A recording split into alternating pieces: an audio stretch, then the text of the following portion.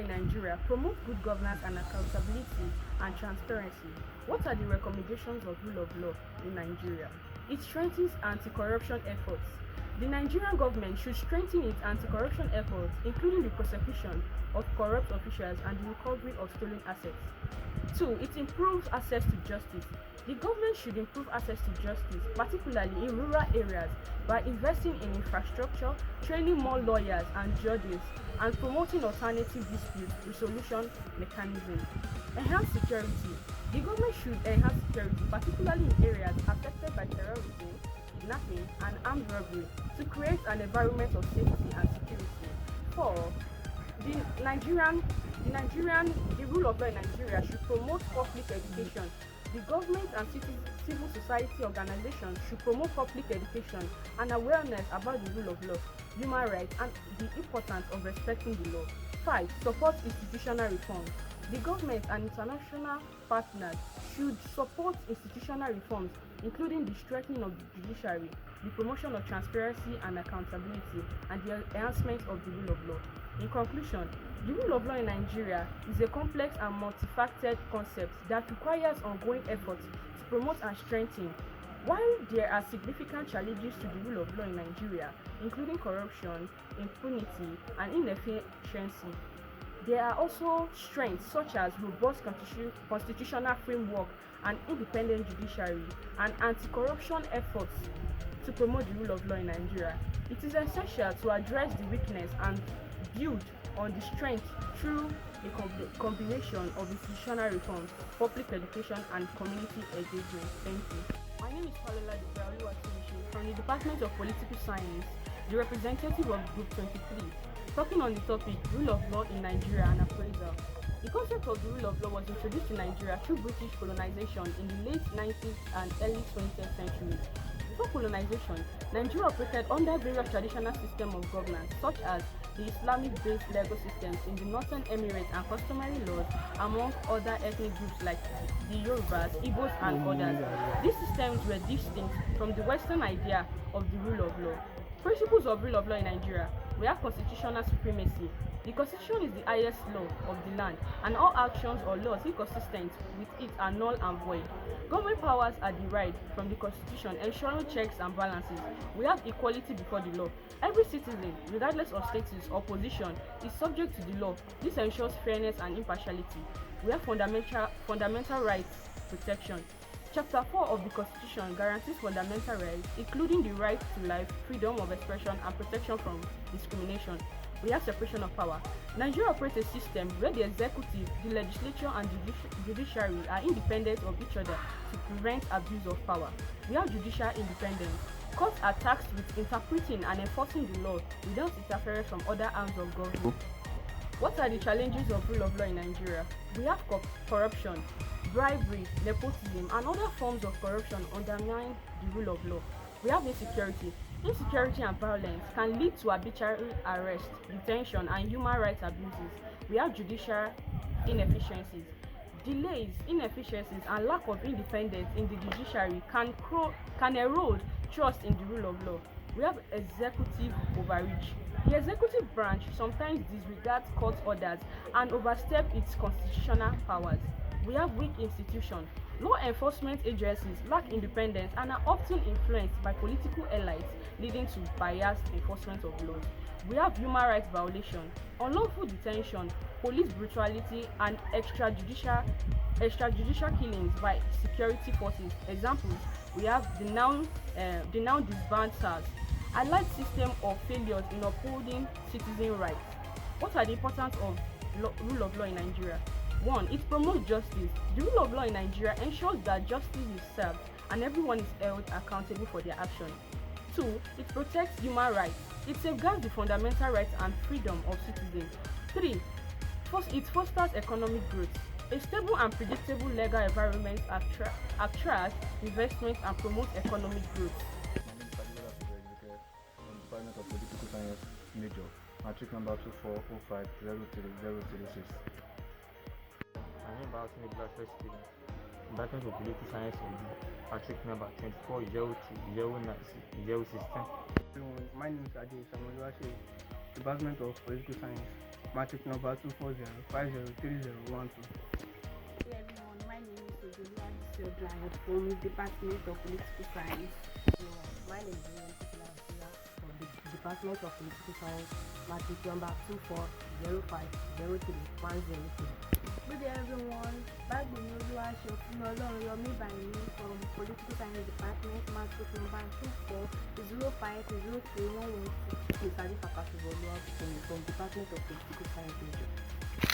Good day everyone, my name is Adjot Ndaromomi from the Department of Political Science Education, matric number 240209026. Good day everyone, my name is Yorua Destiny from Department of Political Science Edu. Valuable Affair from the Department of Political Science, 100 level group 4, matric number 240905032.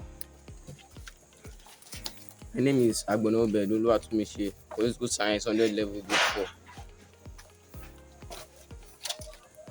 My name is Adegbari Tomiwa Gabriel, Department of Law, matric number 240301032. My name is Paul Ibukun Daniela, Department of Law / Legal Studies, matric number 240301031. My name is Aderemi Philip Soluwaferanmi, Department of Law, matric number 240301027. My name is Iko Precious Abraham, Department of Political Science, Group 400 level, matric number 240503065. My name is Likinyo Temitayo Victoria from Department of Law, matric number 240301017. My name is Suleiman Lawa from Department of Political Science, matric number 240503009. My name is Oguntibeju Oluwafemi Allen, Department of Political Science, matric number 240503085.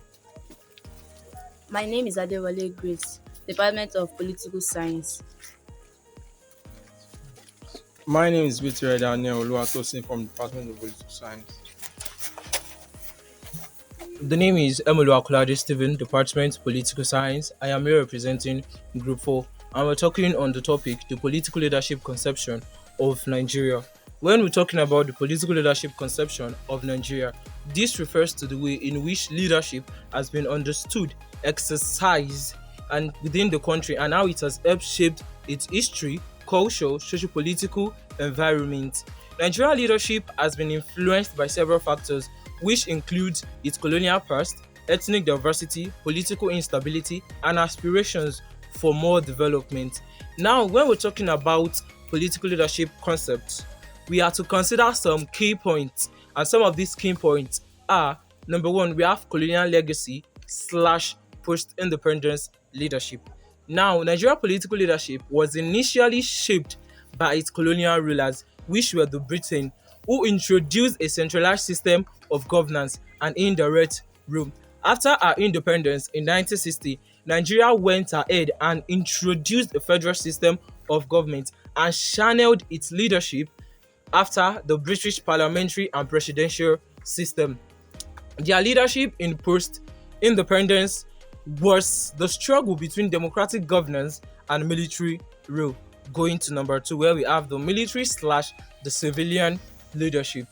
There has been an alternating period between the military rule and the civilian rule, and the military can be seen as a savior in terms of political instability, and as the time goes on, they are being seen as a thorn in the neck of the civilians. Thereby, they are open to suppression, and the civilian have to take up the right to fight for themselves and then attain leadership once more. Going to number 3, we have the ethnic and regional dynamics. Now, ethnic diversity has been a significant factor in Nigerian leadership conception. Now, Nigeria can be said, it's not even said, yes, Nigeria is a home to over 250 ethnic groups in Nigeria, and this is posing as a challenge of representation, governance, and conflict. Now, going to number 4, where we have the leadership styles and challenges. Now, looking back to our political leadership from the beginning to this present moment. Like I said, our leadership has been a mix of authoritarianism and democratic governance. Now we have to look at the likes of the late Chief Obafemi Awolowo, late Nnamdi Azikiwe. These leaders have left lasting legacy in shaping Nigeria leadership with different approaches to governance, and this leadership is often challenged with issues like corruption, poor governance, ethnic rivalries, and insufficient accountability. Heading to number 5, where we have contemporary political leadership. Now, talking about our current leadership structure in Nigeria, we currently operate a presidential system of government where our president is both the head of state and head of government, holding a substantial power, and this is making an increasing demand for accountability, transparency, and reform within the political leadership to ensure better governance. Now, moreover, I'd like to conclude everything all. Political landscape in Nigeria is shaped by interplay of various political parties, civil society organization, and the electoral demand. The quest for good governance and democratic value can be said to remain essential to discussion about political leadership in the country. Thanks. Good day, everyone. My name is Mark Caroline. My matric number is 2024 403 826A5. I'm from the Department of Law. My name is Ayobami Akusami Elijah, matric number 240-301-026 from the Department of Law. My name is Ajupla David Oluwafermi, matric number 23100-59129CD from the Department of Law. I'm Legitimacy and I'm from the Law Department, and my matric number is 240301029. My name is Adeniyi Akemibola Ebenezer from the Department of Law. My matric number is 240301034. My name is Ati Olumide from the Department of Law. My reg number is 2024 4079 5250 FF. My name is Titiala Irumda Dominion from the Department of Political Science Education. My matric number is 240-209-015. My name is Pasha Deborah Tilei. I'm Department of Political Science Education. My JAM reg is 2024-41-3-1397 FA. My name is Ibinoke Oluwatobilo Bayomide from Department of Political Science. My JAM registration number is 2024-41-537927DA. My name is Abraham Favor of Infolua. My matric number is 240-301-021. I am from the Department of Law. I am presenting on the topic why Nigeria is practicing a federal system and a federal constitution. So it is pertinent for me to give a formal definition before moving forward. Federal constitution or federalism is a system of government whereby there are central governments, which is the highest and the federal level, and there are other subordinate components, which are state government and local government. So it is inevitable for us to talk about our history before we talk about how federal constitution started. In 1914, Nigeria got amalgamated by Lord Lugard when we were still separated by the Northern Protectorate and the Southern Protectorate. These two got amalgamated. Then we moved to the constitution that brought about federal system itself, which is the Richard's Constitution of 1946, before we moved to John Maferson and before we moved to Lighterton. Now the reason Nigeria practices a federal system, first of all, we start with because of the fact that we are a heterogeneous society. We have more than 200 ethnic groups in Nigeria, and we cannot all manage these all ethnic groups without practicing a system of government that makes provision for them. Secondly, the interest of our leaders made provision for this federal system of government, because we have expatriate leaders who questioned or who demanded for independence, and that is how we got independence. Then they were also there was a compromise, and they promised that they will also make provisions for our regions, and that's why we're practicing a federal system. Also, we have another contributing factor to why we practice federal constitution in Nigeria is because of our large geographical territory. Nigeria has a landmass of 928,768 kilometers square, and we have over 200 ethnic groups. It is not possible for us to manage all this without practicing a federal constitution that makes provision for each region. Another one is the fact that in Nigeria we have the we want to develop each region separately. That's the large development plan which we have, and this can only be provided for if we operate a federal constitution that makes provision for them, or we have to assign each we have to assign a head over each region to make provision for them effectively. We also have political stability and representation. Somebody needs to practice, we have to practice a constitution that makes provision for us to represent each state and each region. And this can be seen in the executive and the legislature, where we have different house of reps that represent each state. It is because we practice a federal constitution that is what makes provision from this. Then we cannot also talk about Nigeria without talking about the fact that we're colonized by the British. So the British are the one that colonized us. It is only okay and it is only kind of reasonable for us to practice what they taught us. They came up with the federal constitution and we got colonized by them, so it is only normal for us to practice what they also left for us. Having concluded on this, on a concluding note, it is only pertinent for Nigeria to practice a federal constitution that makes provision for us, because it will be better and it is best practice for constitution that makes provision for every region, because we cannot leave them uncontributed for, uncatered for, because this will only make us less of a country. Thank you very much. My name is Roland Joshua from the Department of Political Science Education, matric number 24020901. Good day, my name is Ajani Samuel Olamide, Department of Political Science. My matric number is 214 My name is Ashama Fatima Yabo, Department of Political Science Education, matric number 240209055. My name is Bicameral, Department of Political Science Education. My matric number is 240209002. My name is Alawodolo from the Department of Political Science. My matric number is 240250311. My name is Oglu Ebrende Jester, version number 2024-4063-2738 IN, and I'm in the Law Department. My name is Alo Solomon. I'm from the Department of Law. My matric number is 2403103. Good day, my name is John Oluwaseun, Department of Political Science Education. My JAM reg is 2024 41 79 77 20 GF. My name is Abuna Resources Angela Lua, Department of Police Science Edu, JAM reg 202441 800-2DS. Bale Samuel from the Department of Political Science, matric number 240503096. My name is Abatada Mela for Political Science 100 level, registration number 2024001358F. My name is Adeboye Bajulaye and I am from Group 2. I am from the Faculty of Law and my matric number is 2403010024. This is Group 2. And our topic is political culture. First off, we must know that political culture is an integral part of our society. Political culture is the bedrock of every political system, and it has a definitive explanation.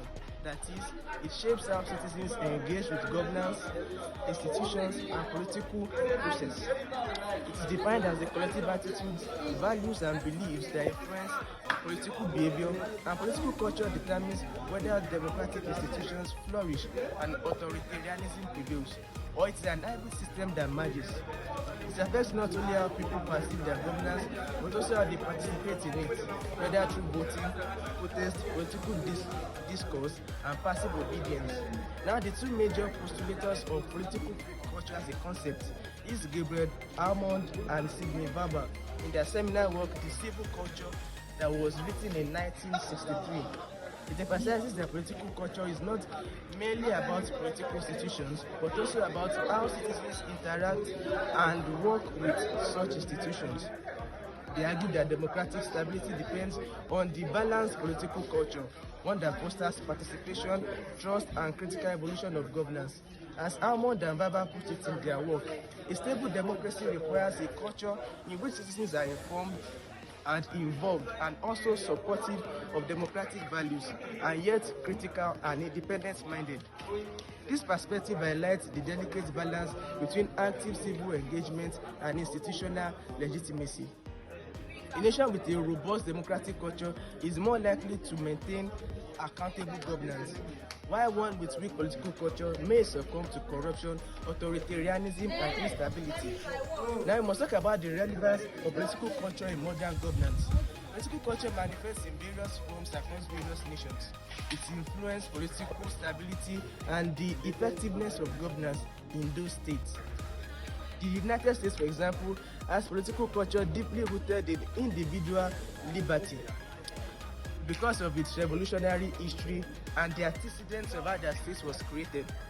Now, we can have the China political culture, which is based on the years of conflictual and communist influences. These differences highlight how political culture is not universal, but rather shaped by history, ideology, and societal values.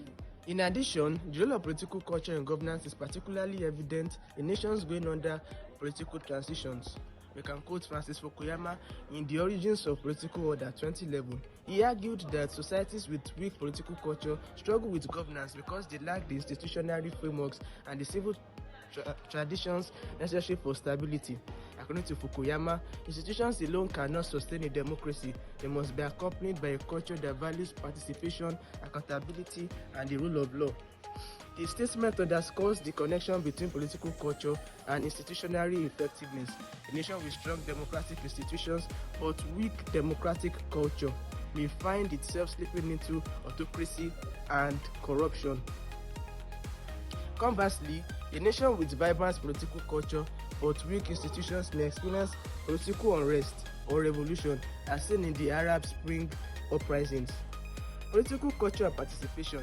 This is another concept that is very integral in the development of our society. It says that one of the significant aspects of political culture is its influence on civil engagement. A politically active culture encourages citizens to participate in governance, voice concerns, and hold leaders accountable. John Stuart Mill, in his book on liberty written in 1859, warned of dangers of political apathy, stating, "The worth of a state in the long run is the worth of individuals comprising it." This sentiment highlights that governance is only as strong as the people support or challenge it. When citizens actively engage in politics, whether through voting, activism, or informed discussion, democratic institutions are reinforced. However, when political apathy prevails, leaders become less accountable and corruption thrives. The importance of civil engagement was also emphasized by Alexis de Tocqueville in The Democracy of America, written in 1835, where he observed that the health of a democratic society may be measured by the quality of functions performed by the private citizens. As the former president of the United States, Ronald Reagan, once said, that freedom is never more than one generation away from extinction. It must be fought, protected, and handed on to the next generation. President Reagan's word reflects the necessity of maintaining a political culture that values the democratic ideals.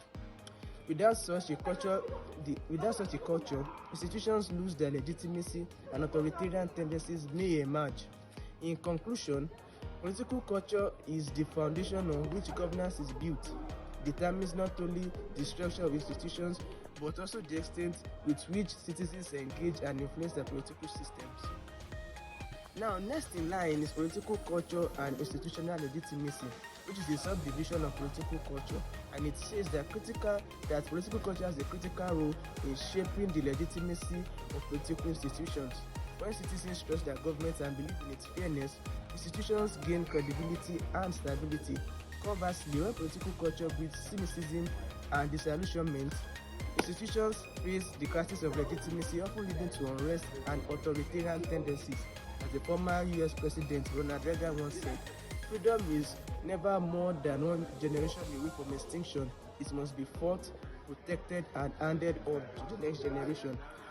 Throughout history, we can name nations with strong political cultures that have maintained stable governments that still exist to this day, while those of weak and passive political cultures have struggled with instability, corruption, and authoritarian rule, and are still stuck in the miry cycle of such. As scholars like Gabriel Hammond, Sidney Verba, and Francis Fukuyama suggest, political culture is not static. It evolves alongside societal values, historical experiences, and civic engagement. Understanding its role is essential for fostering accountable governance and preventing democratic decline. On the note of finality, we must close with words of erudite scholars and political personalities whose golden words holds eternal profundity and a call to action. One of many is John F. Kennedy, who said, "The ignorance of one voter impairs the security of all," and that of Thomas Jefferson, who said, "An educated citizen is a requisite for our survival as a people." And with this, we end our presentation. We say thank you for listening and for joining us on this ride. Thank you very much for listening once again. Thank you. My name is Moses Christian Matthew. I'm from the Department of Law. My matric number is 240301006. My name is Akiwuji Emmanuel from the Department of Political Science. JAMB registration number 202441008906 FA. My name is Adiromu Messi. My matric number is 240-50-303, Department of Political Science. My name is Atebola Daniel from Department of Law. My matric number 2403-01033. My name is Israel Esther from the Department of Political Science. My matric number 240503026. My name is Mustafa Fatia Tinitokwe, Department of Political Science Education. My JAMB registration number 20-24-14-45-17-18 FF. My name is Legitimacy from the Department of Political Science. Matric number 240503021. My name is Olanishola Prosper from the Department of Political Science. My JAMB registration number is 2024-41028052IA. My name is Olafitun Itofume Grace. I am from the Department of Law. My JAMB reg number is 202440483286HP. My name is Olashia Ndekwadeni from the Department of Law. Matriculation number 240301005. I'm representing the 11. Our topic is nations in Africa. A nation can be defined as an organized body of people that they can live together in harmony because they share the same political and cultural heritage. Africa, as the second largest continent in the world, is home to many nations with unique cultural heritage and challenges. The various nations in Africa are faced with various political and cultural challenges. Africa geographically is diverse, with nations that is categorized into islands, landlocked, and coastal areas. Island nations like Comoros, Mauritius, and Sao Tome faces various environmental challenges like rising sea levels and limited resources. Various nations in Africa also face environmental challenges like rising sea levels and limited natural resources. The political system and governance in African nations is very funny. Some African nations exhibit diverse political systems, including democratic republics, monarchies, and authoritarianism regimes. Nations like Eswatini and Lesotho retain monarchies. Eritrea has a repressive regime under President Azayas since 1993. Somalia struggles with civil conflict, terrorism, hindering stable democratic governance, and the other. Eritrea faces ongoing violence linked to political instability and repression, causing mass migration and regional conflict. The economic structure of most African nations have been greatly influenced by political leaders because of their corruptness, and it has been recorded over time that the African economic sector has been retrogressing. Social underdevelopment and the practice of barbaric cultures in West African nations has led to decline in the health sectors, leading to the outbreak of various incurable diseases such as HIV/AIDS and the like. The colonization of African nations brought about various developments in African nations. Such developments include introduction of Western education, developments in the economic sectors. The impact of colonization of African nations cannot be emphasized, as it brought about various developments in the economic sectors of African nations. It also brought about the introduction of Christianity, Western education, etc. In conclusion, notwithstanding these various challenges faced by various African nations, The establishment of a non-corrupt political system and introduction of standard Western education can lead to the development of African nations as a whole.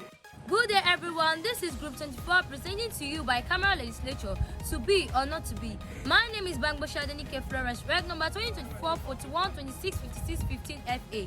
Faculty of Social Science, Department of Political Science, 100 level. My name is Guru Isaiah Oyelakin, matric number 240503100, Faculty of Social Science, Department of Political Science, 100 level. My name is Olafibin Oluwafemi Oluwakayode, Reg 2024-404-8568 FA, Faculty of Social Science, Department of Political Science, 100 level. My name is Omosegun Tobi, matric number 240503115 from Department of Political Science, 100 level. My name is Babala Fibo Loluakpo, matric number 240503051. Faculty of Social Science, Department, Political Science, 100 level. My name is Obama Olashi, Faculty of Social Science, Department of Political Science, matric number 240503076. My name is Ojo Motola Betel, matric number 240503049. Faculty of Social Science, Department, Political Science, 100 level. My name is Michael Johnson Mamano from the Faculty of Social Science, Department, Political Science, reg number 2024-4083-83-70-47 DA. My name is Oguli Marvelous Benga, matric number 240503030, Faculty of Social Science, Department of Political Science, 100 level. My name is Obata Kenny Stephen, matric number 2405030038, Department of Political Science, Faculty of Social Science, 100 level. My name is Oji Veronica Okweyemi, matric number 240301003, Department of Law, 100 level. My name is Oyolola Precious Okay, reg number 1024-400-29760, EA, Faculty of Law, Department of Law, 100 level. And this is Group 24 presenting to you Bicameral Legislature, to be or not to be. I will talk about Bicameral Legislature. Before I dive into the topic, I would like to talk about the background. What is government? Government is a machinery of the state. Government is an essential ingredient of the state, and government is divided into three branches, which is the executive, the judiciary, and the legislative. The legislative formulates the law and they make the law. The legislative is divided into two, which is the unicameral and the bicameral. The unicameral has one house, and while the bicameral has two houses. For the purpose of this assignment, I would like to talk about the bicameral. The bicameral has the upper house and the lower house. The upper house is called the House of Senate, while the lower house is called the House of Representatives. The upper house in Nigeria consists of 109 members, while the lower house consists of 360 members. I would like to talk about the history of bicameral legislation. In the year 1914, the Legislative Council was introduced to Nigeria, which bettered bicameral legislature in the year 1956 during the 18th Constitution. And the year 1966, the legislative was dissolved due to the military coup. And in the year 1999, we started using a bicameral legislature again. Until date, in Nigeria, we are still using a bicameral legislature. In nation, 40% of nation practice a bicameral legislature, while 60% practice a unicameral legislature. For the purpose of this assignment, I want us to talk about bicameral legislature, to be or not to be. Firstly, let's dive into the case of bicameral legislature to be. Firstly, I would like to talk about check and balance. Check and balance in such a way that the first chamber can check on the second chamber so that there won't be an error in lawmaking and there will be a perfect law for the land. Secondly, I would like to talk about fair representation. Fair representation in such a way that one chamber represents the state while the other chamber represents the people, in so that there will be a balanced interest in the legislative. Thirdly, I would like to talk about Thirdly, I will talk on better legislation. With the two chambers reviewing and debating on a bill, there will be a chance for a better legislation and making more thoughtful law for the land. Fourthly, I would like to talk on protection of the minority. In a bicameral legislature, there is protection of the minority against the majority in such a way that the interest of the minority is considered and the majority does not cover down the interest of the minority. Speaking of the case of bicameral legislation not to be, our point one, I would like to talk about slow and inefficiency. Slow and inefficiency in such a way that the bill being passed from the first chamber to the second chamber, it creates a slowness in making the law, which makes making the law very slow and inefficiency. Secondly, I would like to talk about waste of resources. Waste of resources in such a way that spending of too much money will be involved and waste of time will be involved in such a way that we will be wasting time that is meant to be used for other things in the legislature for making just law. Thirdly, I will talk on unfair representation. Unfair representation in such a way that sometimes the chamber supporting the minority will bring down the interest of the majority, which is unfair to the state. For example, the interest of the larger state being covered down because of the interest of the smaller state. Thirdly, I will talk about cost. It costs a lot in such a way that when we have two chambers, we have more representative and more staffs in such a way that we have to spend more money on both staffs and the representative. We have more executive and more workers when we have two chambers, unlike the unicameral legislature. In conclusion, I would say a bicameral legislature has its advantages and disadvantages. Advantages of a bicameral legislature as it is to be check and balance, fair representation, better law, protection of the minority, better legislation. And I would say the disadvantages of a bicameral legislature is slow and inefficiency, cost, waste of resources, unfair representations. So if we are to say in the choice of picking a bicameral legislature to be or not to be, I will say bicameral legislation is better for a large federal state like the USA, the Indians, the Canada that has its regional ethics.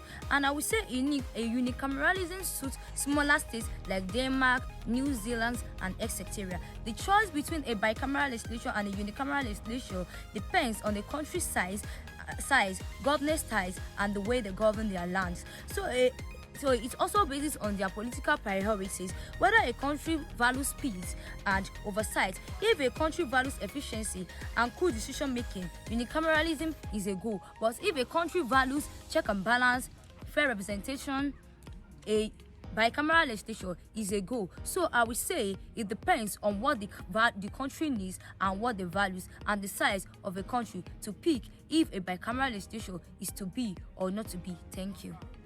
My name is Adenija Tolamide, 100 level student from the Department of Political Science, Edo, Faculty of Education, matric number 240209038. My name is Orontoba Ebenezer Bankole from the Faculty of Education, Department of Political Science, Edu, matric number 240209024. My name is Oliano Ezekiel, 100 level student from the Faculty of Education, Department of Political Science, reg number 2024-00465. My name is Moses Olonlana Oluwasegun, Department of Political Science, Edu, Faculty Education, level 100 level, reg number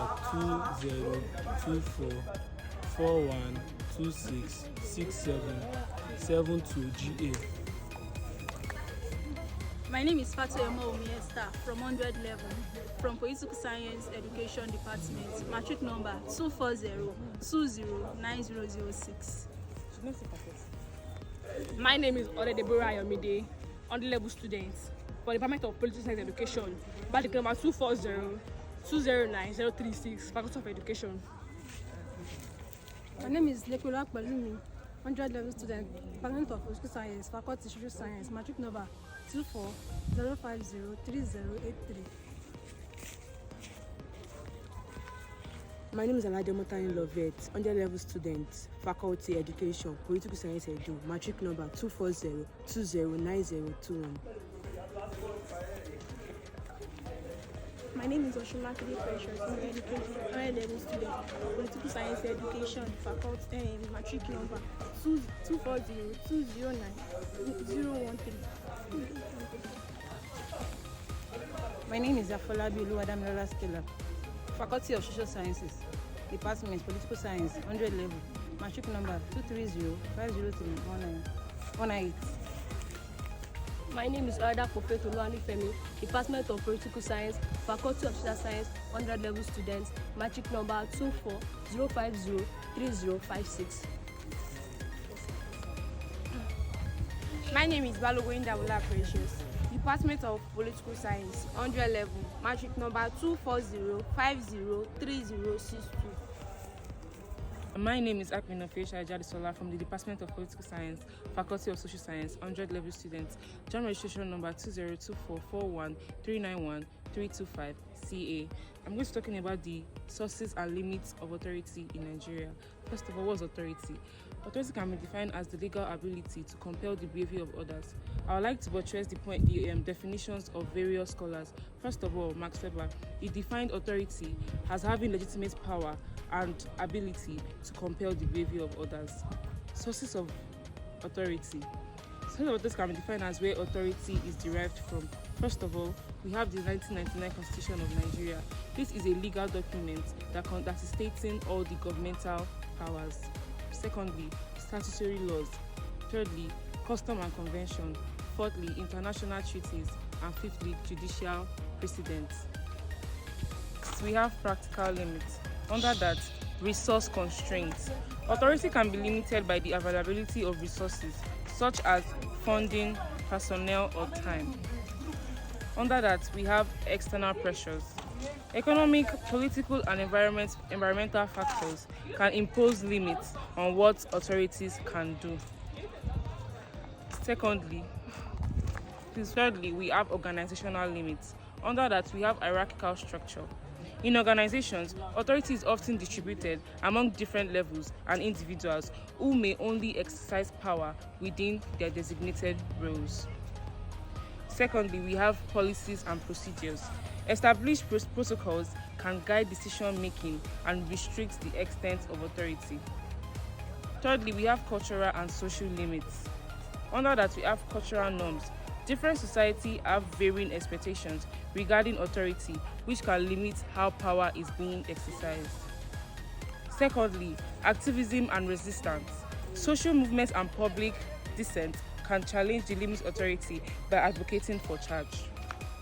My name is Akisomi Favour from the Faculty of Law, Department of Law, and my registration number is 2024-4022-6803IA. My name is Oladesitolo Animipo, Faculty of Social Science, Department of Political Science, matric number 240503111. My name is Ayam Christiana, Faculty of Social Science, Department of Political Science, matric number 240503040. My name is Ishala Oluwaseun Rebecca from Faculty of Education, Department of Political Science Education, matric number 240209022. My name is Ekunda Oluwadimilade from the Faculty of Law, Department of Law, reg number 2024-40-17-58-99 My name is Olatunde Burahola from Political Science Education, matric number 240209010. My name is Enola Eri Ademola. My department is Political Science Education. My registration number 2024-4021-444-3DF. My name is Olutima Oluwanifemi Favour from the Faculty of Law. My matric number is 240301028. My name is Lawal Precious Ayodele from the Faculty of Social Science, Department of Political Science. My registration number is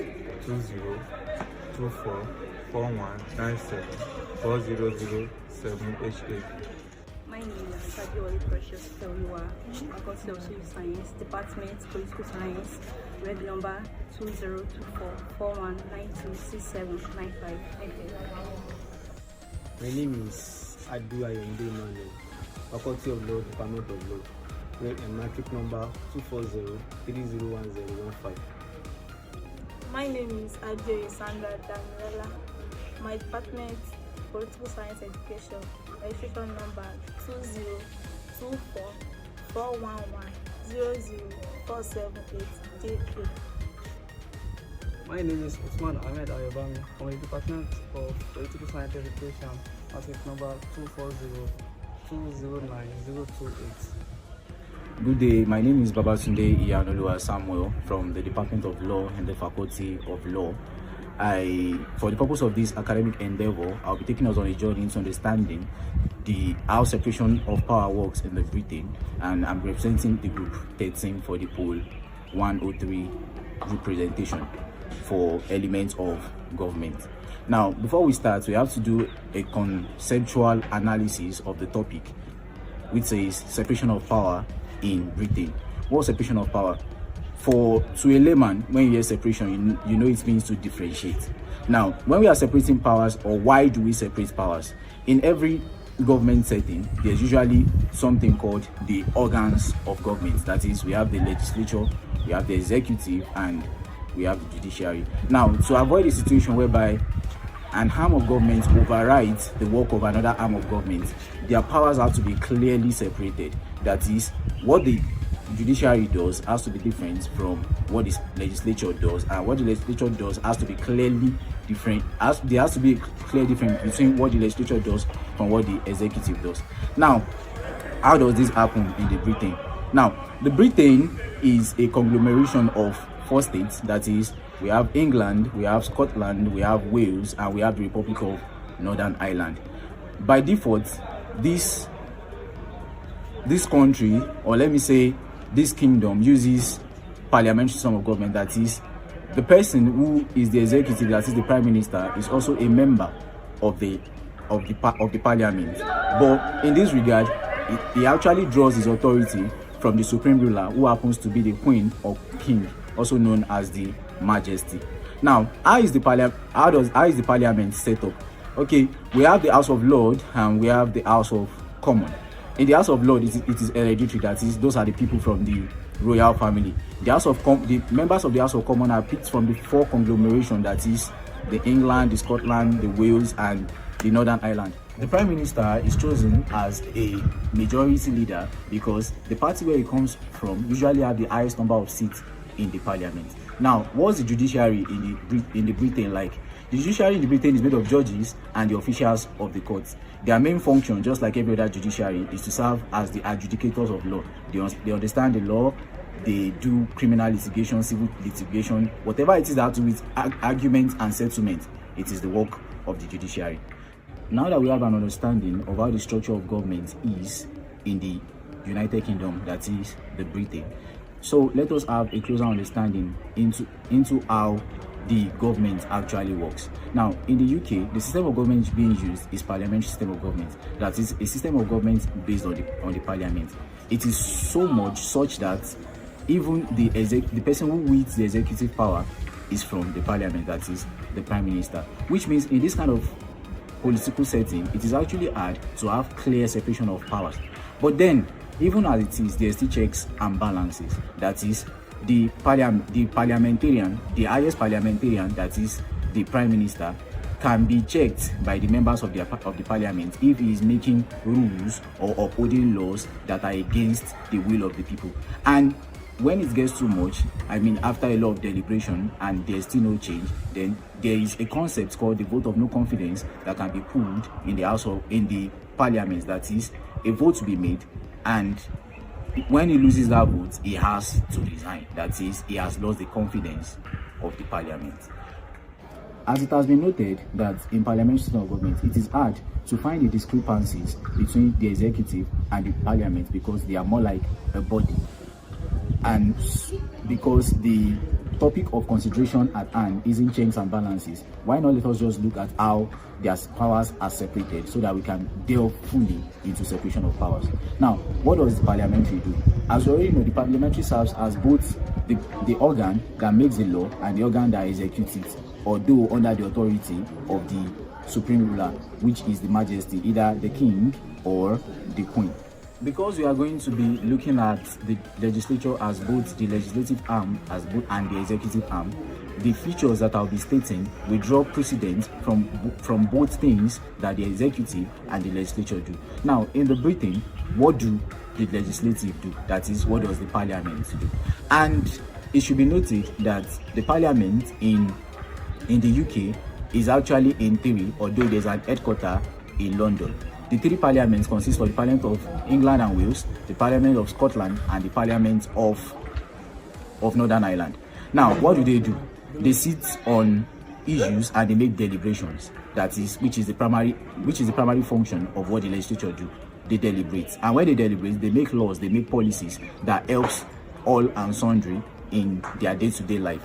Also, they enact laws. That is, whatever it is that has been discussed, they make codification for them. They put them into sections and chapters that can be accessible to everyone, even though the type of constitution they use in the Britain is unwritten, but at least whatever it is that is discussed in the legislature becomes binding to all and sundry.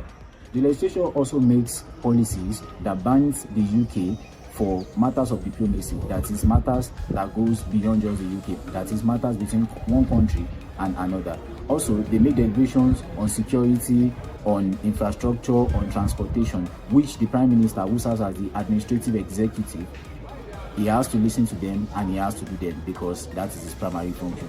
Now, to the judiciary, like I said earlier, the judiciary is made of the judges and the courts. But until 1998, the judiciary in the United Kingdom never had the precedent to act on their own.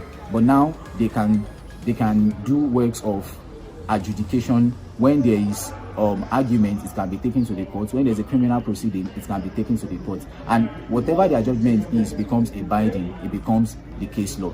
But although there's parliamentary supremacy, that is, whatever it is they do can be overridden by the parliament, but this is actually in rare conditions, because as much as we say that there's no clear separation of power or checks and balance, the judiciary is still very much respected. In conclusion, the United Kingdom is an ancient jurisdiction that borders on the absolute power of the Majesty and the Prime Minister. But over time, due to issues like modern civilization, the Britain also had to key into the idea of checks and balances, separation of power, and fundamental human rights. And based on this, powers have to be given to other organs, such as the judiciary, so that as advanced as the Britain is, it will not be considered a third world society, because things that abound in other countries doesn't abound there. Good day, everyone. We are Group 3 members, and our presentation topic is the emergence of society. Thank you. My name is Alakolu Afisayomi. I'm from Political Science Education, and my matric number is 240209027. Thank you. Olaole Temdayo Mary, matric number 240209053, Political Science Education Department. My name is Philip Chisom, and I'm a student of the Department of Law. My JAMB registration number is 224 40 59 3956 JF. Good day, everyone. My name is Okuno Abukola from Department of Political Science Education. Matric number 240209023. Thank you.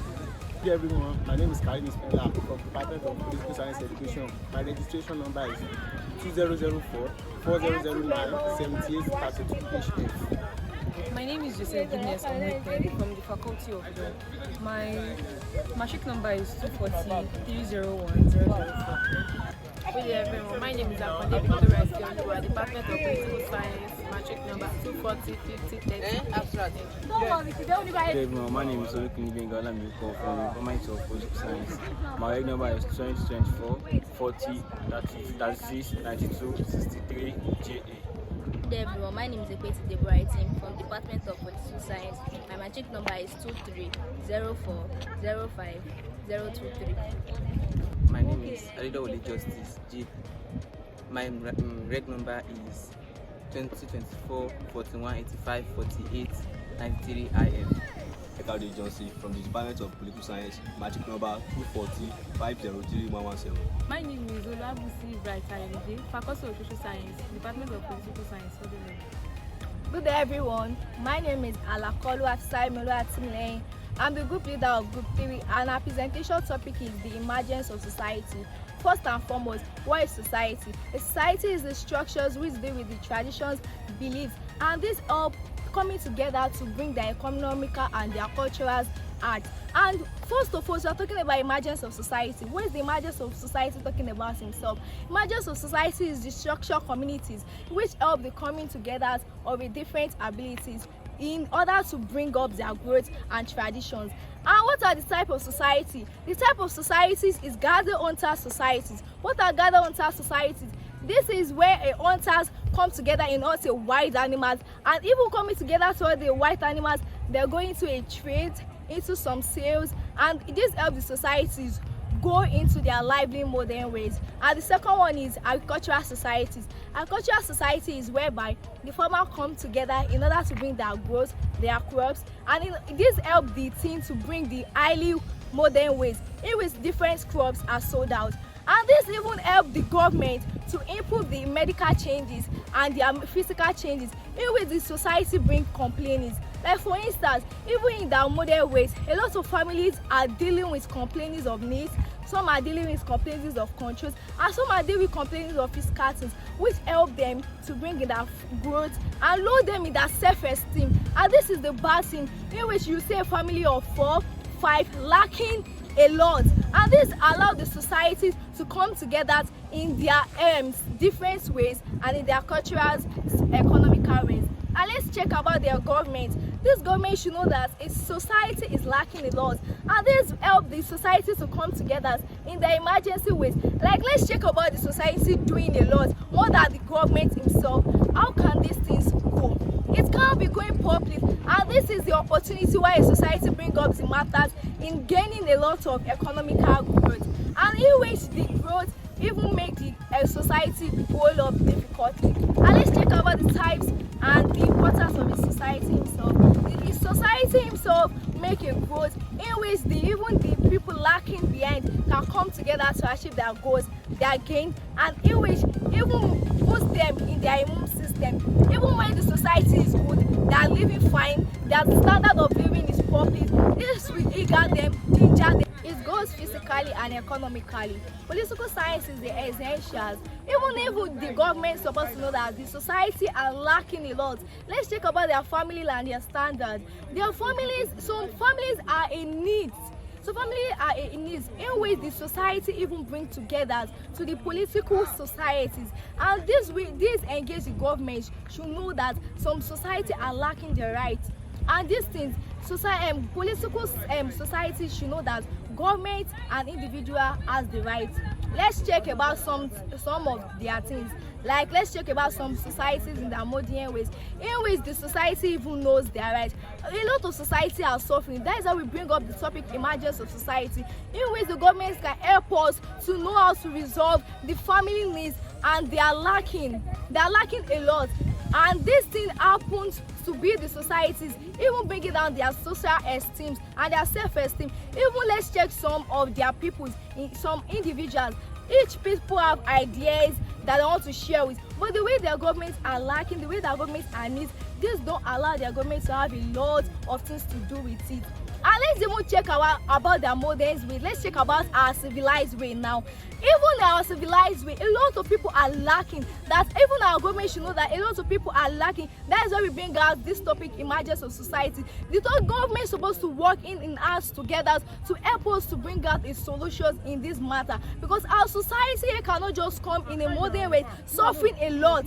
They cannot just come in a modern way suffering a lot. In which bringing out that social esteem, even if some people bring out the depression. Like let's check about this Nigeria for example. They said Nigeria has a bad social esteem, Nigeria do this, Nigeria do that, and Nigeria cannot even bring up his identity, his ability to face some things. Nigeria cannot bring out his ability to face something, to prove someone that someone has a standard of living.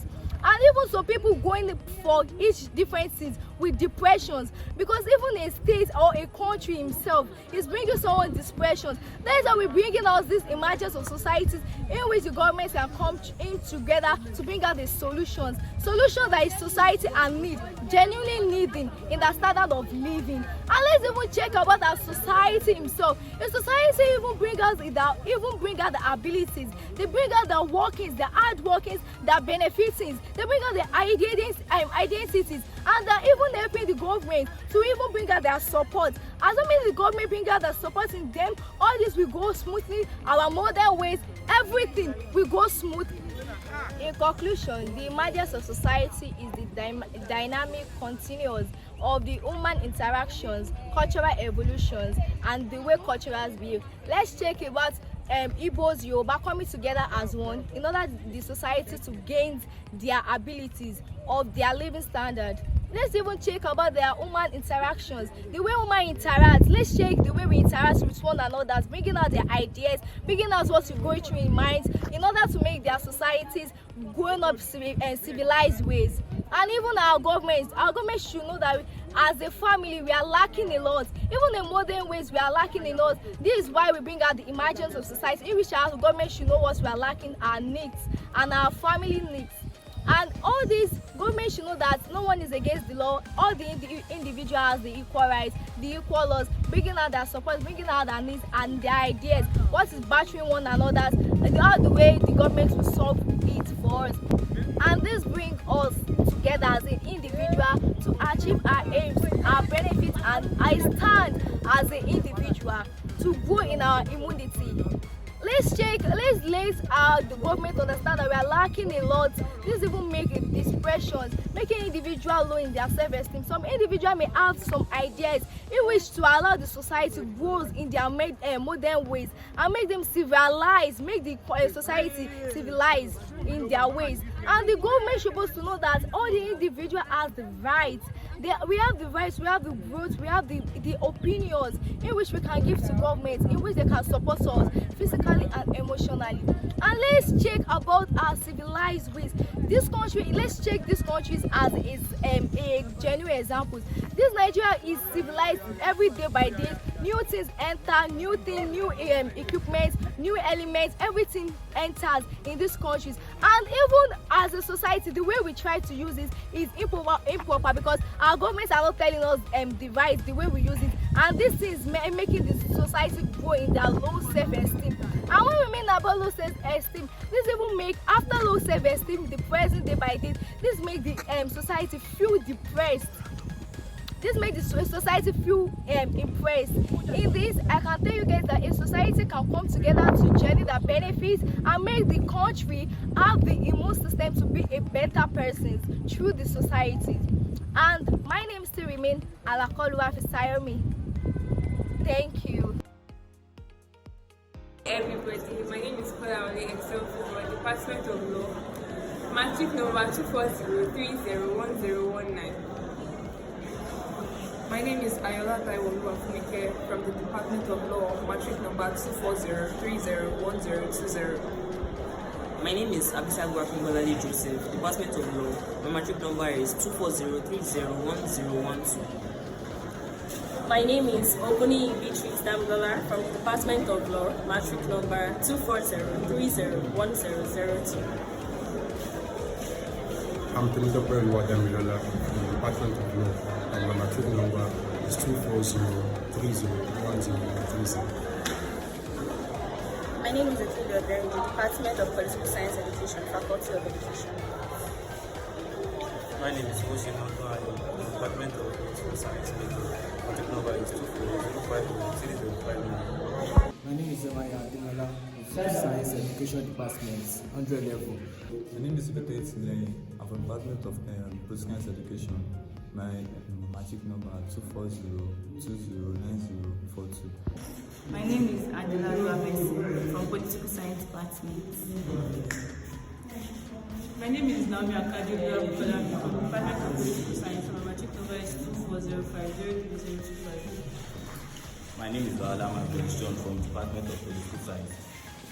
My name is Francis Taiwo from the Department of Political Science. My name is Sibuku Martin from the Department of Political Science, Faculty of Social Science. My matric number is 240503118. I'll be talking on the topic that is government consent, clarification and explanation. Now, what's government consent? Governments play an essential role in shaping and maintaining society order, ensuring that there is a structure within the people that coexist peacefully. This means that government is the main reason why peace exists in our society. Now, I will be talking about the nature of government. Government in its basic sense is the institution through which society organizes its resources, enforce law, and make decisions that affect all members of the society. Now, I'll be talking about the clarification of government. Number one, which is democracy. Another concept of government is the democracy. Democracy is a political system where power is derived from the people directly or through elected representatives. Now we have two types of democracy. We have the direct democracy and the representative democracy. Now the direct democracy, citizens themselves directly engage in decision making by voting on those policy and major government decisions. Now, the representative democracy involves citizens electing officials to represent their interests and make decisions on their behalf. Another concept of government is the federalism. Federalism is a system of government in which power is divided between a central or national government and smaller regional governments such as state, province, and territories. Key features of federalism: division of power. In a federal system of government, power is constitutionally divided between the national, which is the federal government, and the regional government. Number two is the autonomy of regional government. Regional government is a federal system of government that has some degrees of independence from the national government. Another concept of government is the sovereignty, the right to live. Sovereignty is one of the most crucial concepts in understanding government. It refers to the supreme authority a state has within its borders, free from internal interference. Another concept of government is the constitution and the rule of law.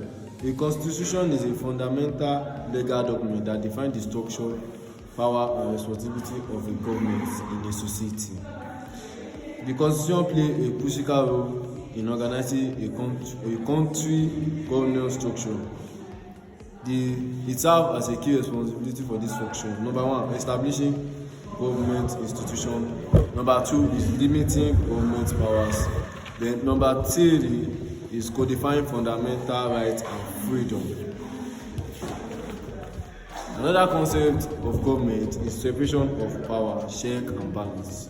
The separation of power is a fundamental principle of a modern democratic government to prevent the concentration of political authority in one branch of government by dividing into three distinct branches. The three branches of government include the executive branch, the legislature branch, and the judiciary branch. The key responsibility of the legislature branch is the legislature is responsible for representing the interests of the citizen through elected and representing and enacting policies in a wide range of issues. Another concept of government is the unitary system of government. The unitary system of government is one in which all political powers and authority are concentrated in a single or in a central government. Characteristics of a unitary government. Number one, it is a centralized power. It has centralized power. Then, number two, no constitutional guarantee for regional government. Then, number three, uniformity in law and policy. Then, number four, delegated power to local governments. Another concept of government is the legislature. The legislature is one of the primary branches of government responsible for making, amending, and passing laws that govern society. Type of legislation: we have unicameral legislation, and we have bicameral legislature, which has the two chambers in it. Another concept of government is the authoritarianism. Refers to a system of government where political power is centralized in the hand of a single leader or a small ethnic group, in which the power is concentrated in one ethnic group in a society, which means that one ethnic group will be governing a whole state or a country. That's what we mean by authoritarianism. Now, characteristics of it is, number one is centralization of power, number two is limited political freedom, then number three is supervision of political operation, number four is controlled or limited election. Another concept of government that I'm going to talk about is totalitarianism, which represents the most extreme and authoritative forms of government, where the state seek to control every aspect of public and private life. Yes, in this type of government, in this concept of government, the government controls every aspect of a civilian or every aspect of the society. In conclusion, governments are responsible for a multitude of duties, including law enforcement and protection of citizens, regulating commerce and safeguarding individual freedom. So government is responsible for every action an individual takes in a society. Thank you. I am Fatai Lamdi from Political Science Department. My name is Yusuf Mohamed Ainde from Department of Political Science. My name is Agbaja Yomide Faustina from Law Department. My name is Adigboye Pelumi Emmanuel from Department of Political Science Education. Or Group 26, and our topic is why bicameralism is better than unicameralism in Nigeria. There are various reasons why bicameralism is better than unicameralism, and most of the reasons are: the first one, representation of diverse interests. A bicameral legislature allows for the representation of different regions and interests, ensuring that the needs of various groups are taken into account. In Nigeria, the Senate represents the state, while the House of Representatives represents the people. The second one is checks and balances. Bicameralism provides a system of checks and balances, preventing any one chamber from dominating the legislative process. This helps to prevent hasty or ill-condensed law. The third one is thoroughness in lawmaking. With two chambers, bills are more subject to more scrutiny and debate, reducing the likelihood of poorly crafted law. The fourth one is prevention of tyranny. Bicameralism prevents the concentration of power in one chamber, reducing the risk of tyranny and dictatorship. And the fifth one is it encourages compromise and negotiation. The need for agreements between two chambers promotes compromise and negotiation, leading to a more effective and sustainable law. All these and more are the reasons bicameralism is better than unicameralism in Nigeria. Thank you. My name is Chinedu Precious Chimwanya from the Department of Political Science Edu with the matric number 240209014. My name is Ayeno Henry from the Department of Political Science. My name is Olatunji Muiz Golan from the Department of Political Science Education. My name is Arifsola Emmanuel Bemi from the Department of Political Science.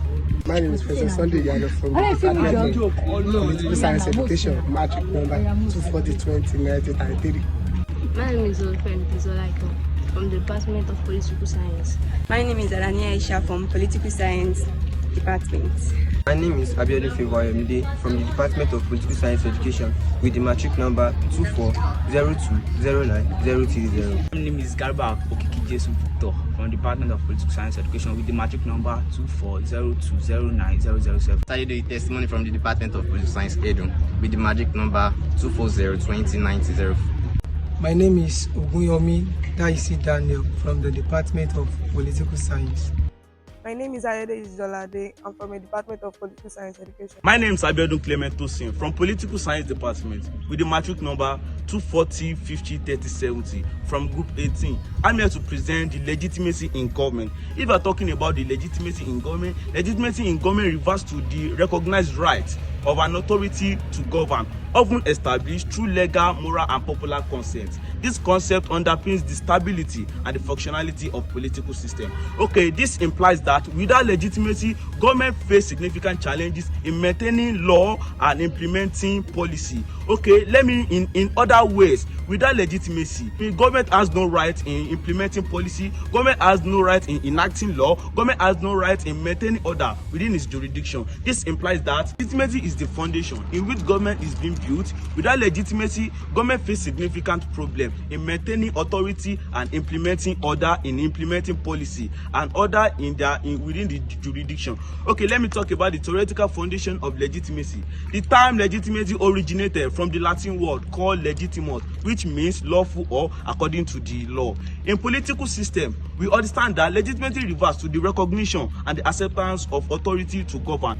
This implies that legitimacy is the foundation in which government is being built. Like I said earlier, without legitimacy, government cannot make any law, government cannot make any policy, government cannot maintain order within its jurisdiction.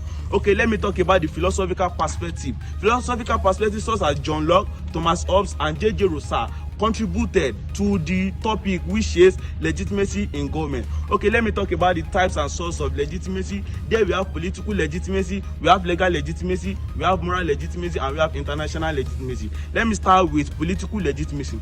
Political legitimacy refers to the belief that the government has right to exercise authority and that right is appropriate and justified. This implies that political legitimacy refers in which government has the right and they are justified. Let me talk about moral legitimacy. Moral legitimacy refers in which anything that the government do is moral, anything that the government do is legal, anything that the government do is being legitimacy and is being authorized. Legal legitimacy is derived from the adherence to establish laws, constitution, and legal framework. Okay, let me talk about international legitimacy. In the intercontinental world, international legitimacy has become increasingly important. This means that international legitimacy is often reversed in making law, in enacting law rather, implementing policy, and maintaining order within its jurisdiction. Okay, let me talk about challenges to government legitimacy. There we have corruption and governance failures. This also implies about when we are talking about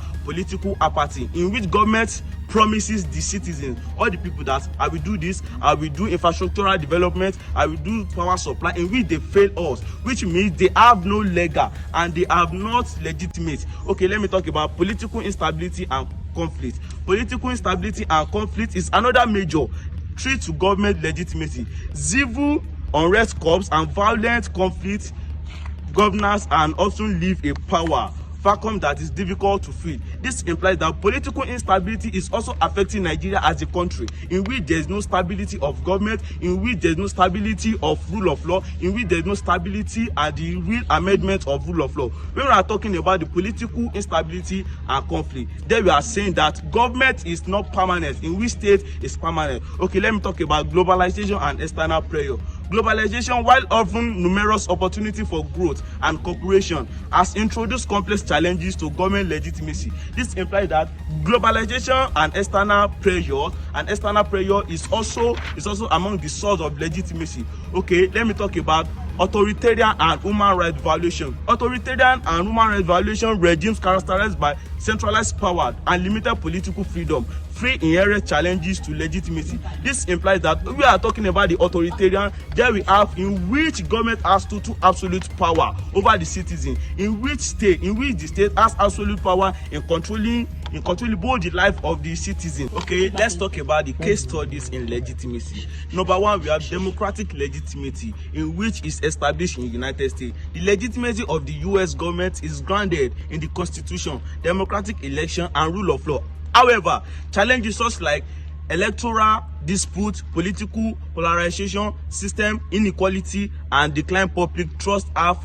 stated in legitimacy. This implies that democratic legitimacy, in which is established in United States, in which this type of legitimacy, this type of case studies in legitimacy is based on the United States, not in other countries. Okay, let me talk about authoritarian legitimacy, which established in China. It based on China, in which the China country have total right, have total absolute in government, in the citizens' life, both their properties and all their liberty, all their right, all their rule of law, all their rights of individual. Okay, let me talk about the post-conflict legitimacy, which was established in South Africa. South African transition from apathy to democracy highlight the importance of reconciliation and inclusive governance in establishing legitimacy. Okay, in conclusion, sir, let me talk about the terms legitimate in political system. Like I said earlier, political system refers to the recognition and the acceptance of authority to govern, in which the state has absolute, in which the state is being legal to enact law, implement policy, and maintain order within its jurisdiction. Legitimacy is being the grassroots of government. Legitimacy is being the pillar in which government is being built. Legitimacy is being the foundation in which government rests on. Without legitimacy, government can make any law, implement policy, and maintain order within its jurisdiction. Legitimacy has helped this country called Nigeria, or other country or any other state, has helped them to enact law, implement policy, and maintain order within its jurisdiction. I'm again Abiodun Clement from Political Science Department with the matric number 240 50 30 70. Thanks. Good day to my listeners and viewers all over the world. Standing before you this hour is Oluwapelumi from Popular Student, a bona fide student of Adekunle Ajashi University, Akuba Akoko AAU, a student from the Department of Law, and my matric number is 240-30-1010. And the topic before me this afternoon is civil service and national development. But before I begin to give justice to this topic, I would like to give recognition to my group members. My name is Joseph Emmanuel, 100 level from the Department of Political Science, matric number 240-50-30-77. My name is Bayode Damilola Abidemi, Department Political Science, 100 level, matric number 240-50-30-45. My name is Solomon Ayomide Samuel, Department of Political Science, 100 level, matric number 240-50-30-39. My name is Ayodele Michael Olamiliko, Department of Political Science, 100 level. My name is Akindele Oluwakin, Department of Political Science, 100 level, matric number 240-5-3311. My name is Yawa Sokimo, 100 level,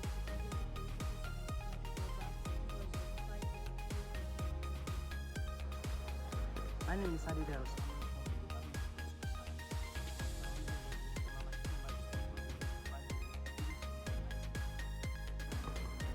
My name is Eleson.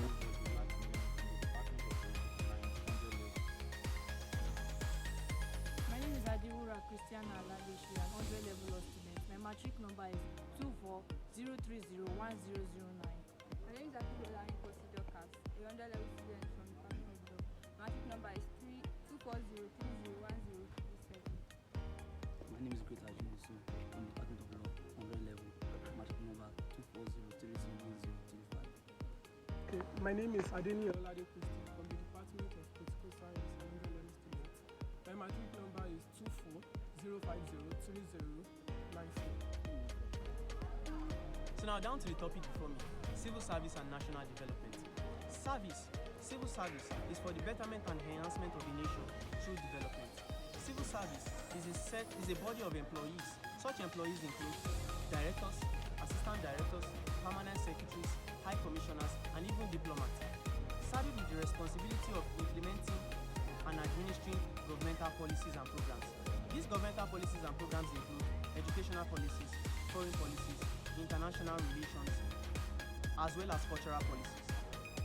This set of employees are employed on the basis of merit and are expected to deliver professional services to the public. The responsibilities, that is functions, of civil service are a lot. The first function is public administration. It is seen as the responsibility of the civil service to collect taxes, maintain law and order, and all these are seen as a means of administering the public. Secondly, they provide advisory roles to the government. It is a responsibility of the civil service to provide advisory roles to the government in power, and all these are geared towards achieving a smooth running government. Thirdly, implementing of policies. As earlier said, the civil service primary function is to implement the day-to-day policies made by the government. Now down to national development. When can we say a nation is nationally developed? National development refers to the overall growth and development of a nation's standard of living, cutting across several sectors, which include economic sector, educational sector, and lots more. So how then has civil service helped in national development? Firstly, over the years, the civil service has helped in bringing about a smooth running and a nation that is moving forward. Firstly, in provision of infrastructural amenities or development. We all know that as we are in our day-to-day activities, there are some specific functions we are entitled to, that we can't do without. So the civil service, therefore, has been there to bridge this gap, thereby providing us these social and infrastructural facilities that we need in form of roads, bridges. Secondly, good governance. The civil service has helped, they've played a major part in ensuring that the government is stable, is responsive, and as well as creating a equitable society for the people, for the populace. Thirdly, economic growth.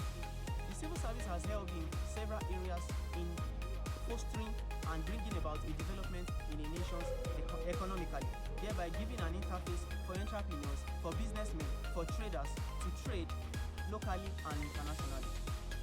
Now, as we all know, that for every gain, a pain. The civil service is saddled with several challenges that has eaten deep into the theory, that has eaten deep into their system, and has therefore led to a slow running government. But however, they've been delivering. The first challenge I will be citing is corruption. As we all know that we are humans and it is inevitable of us to be dishonest. And in the civil service, humans operate. So therefore, corruption will only stand against the smooth running of the government.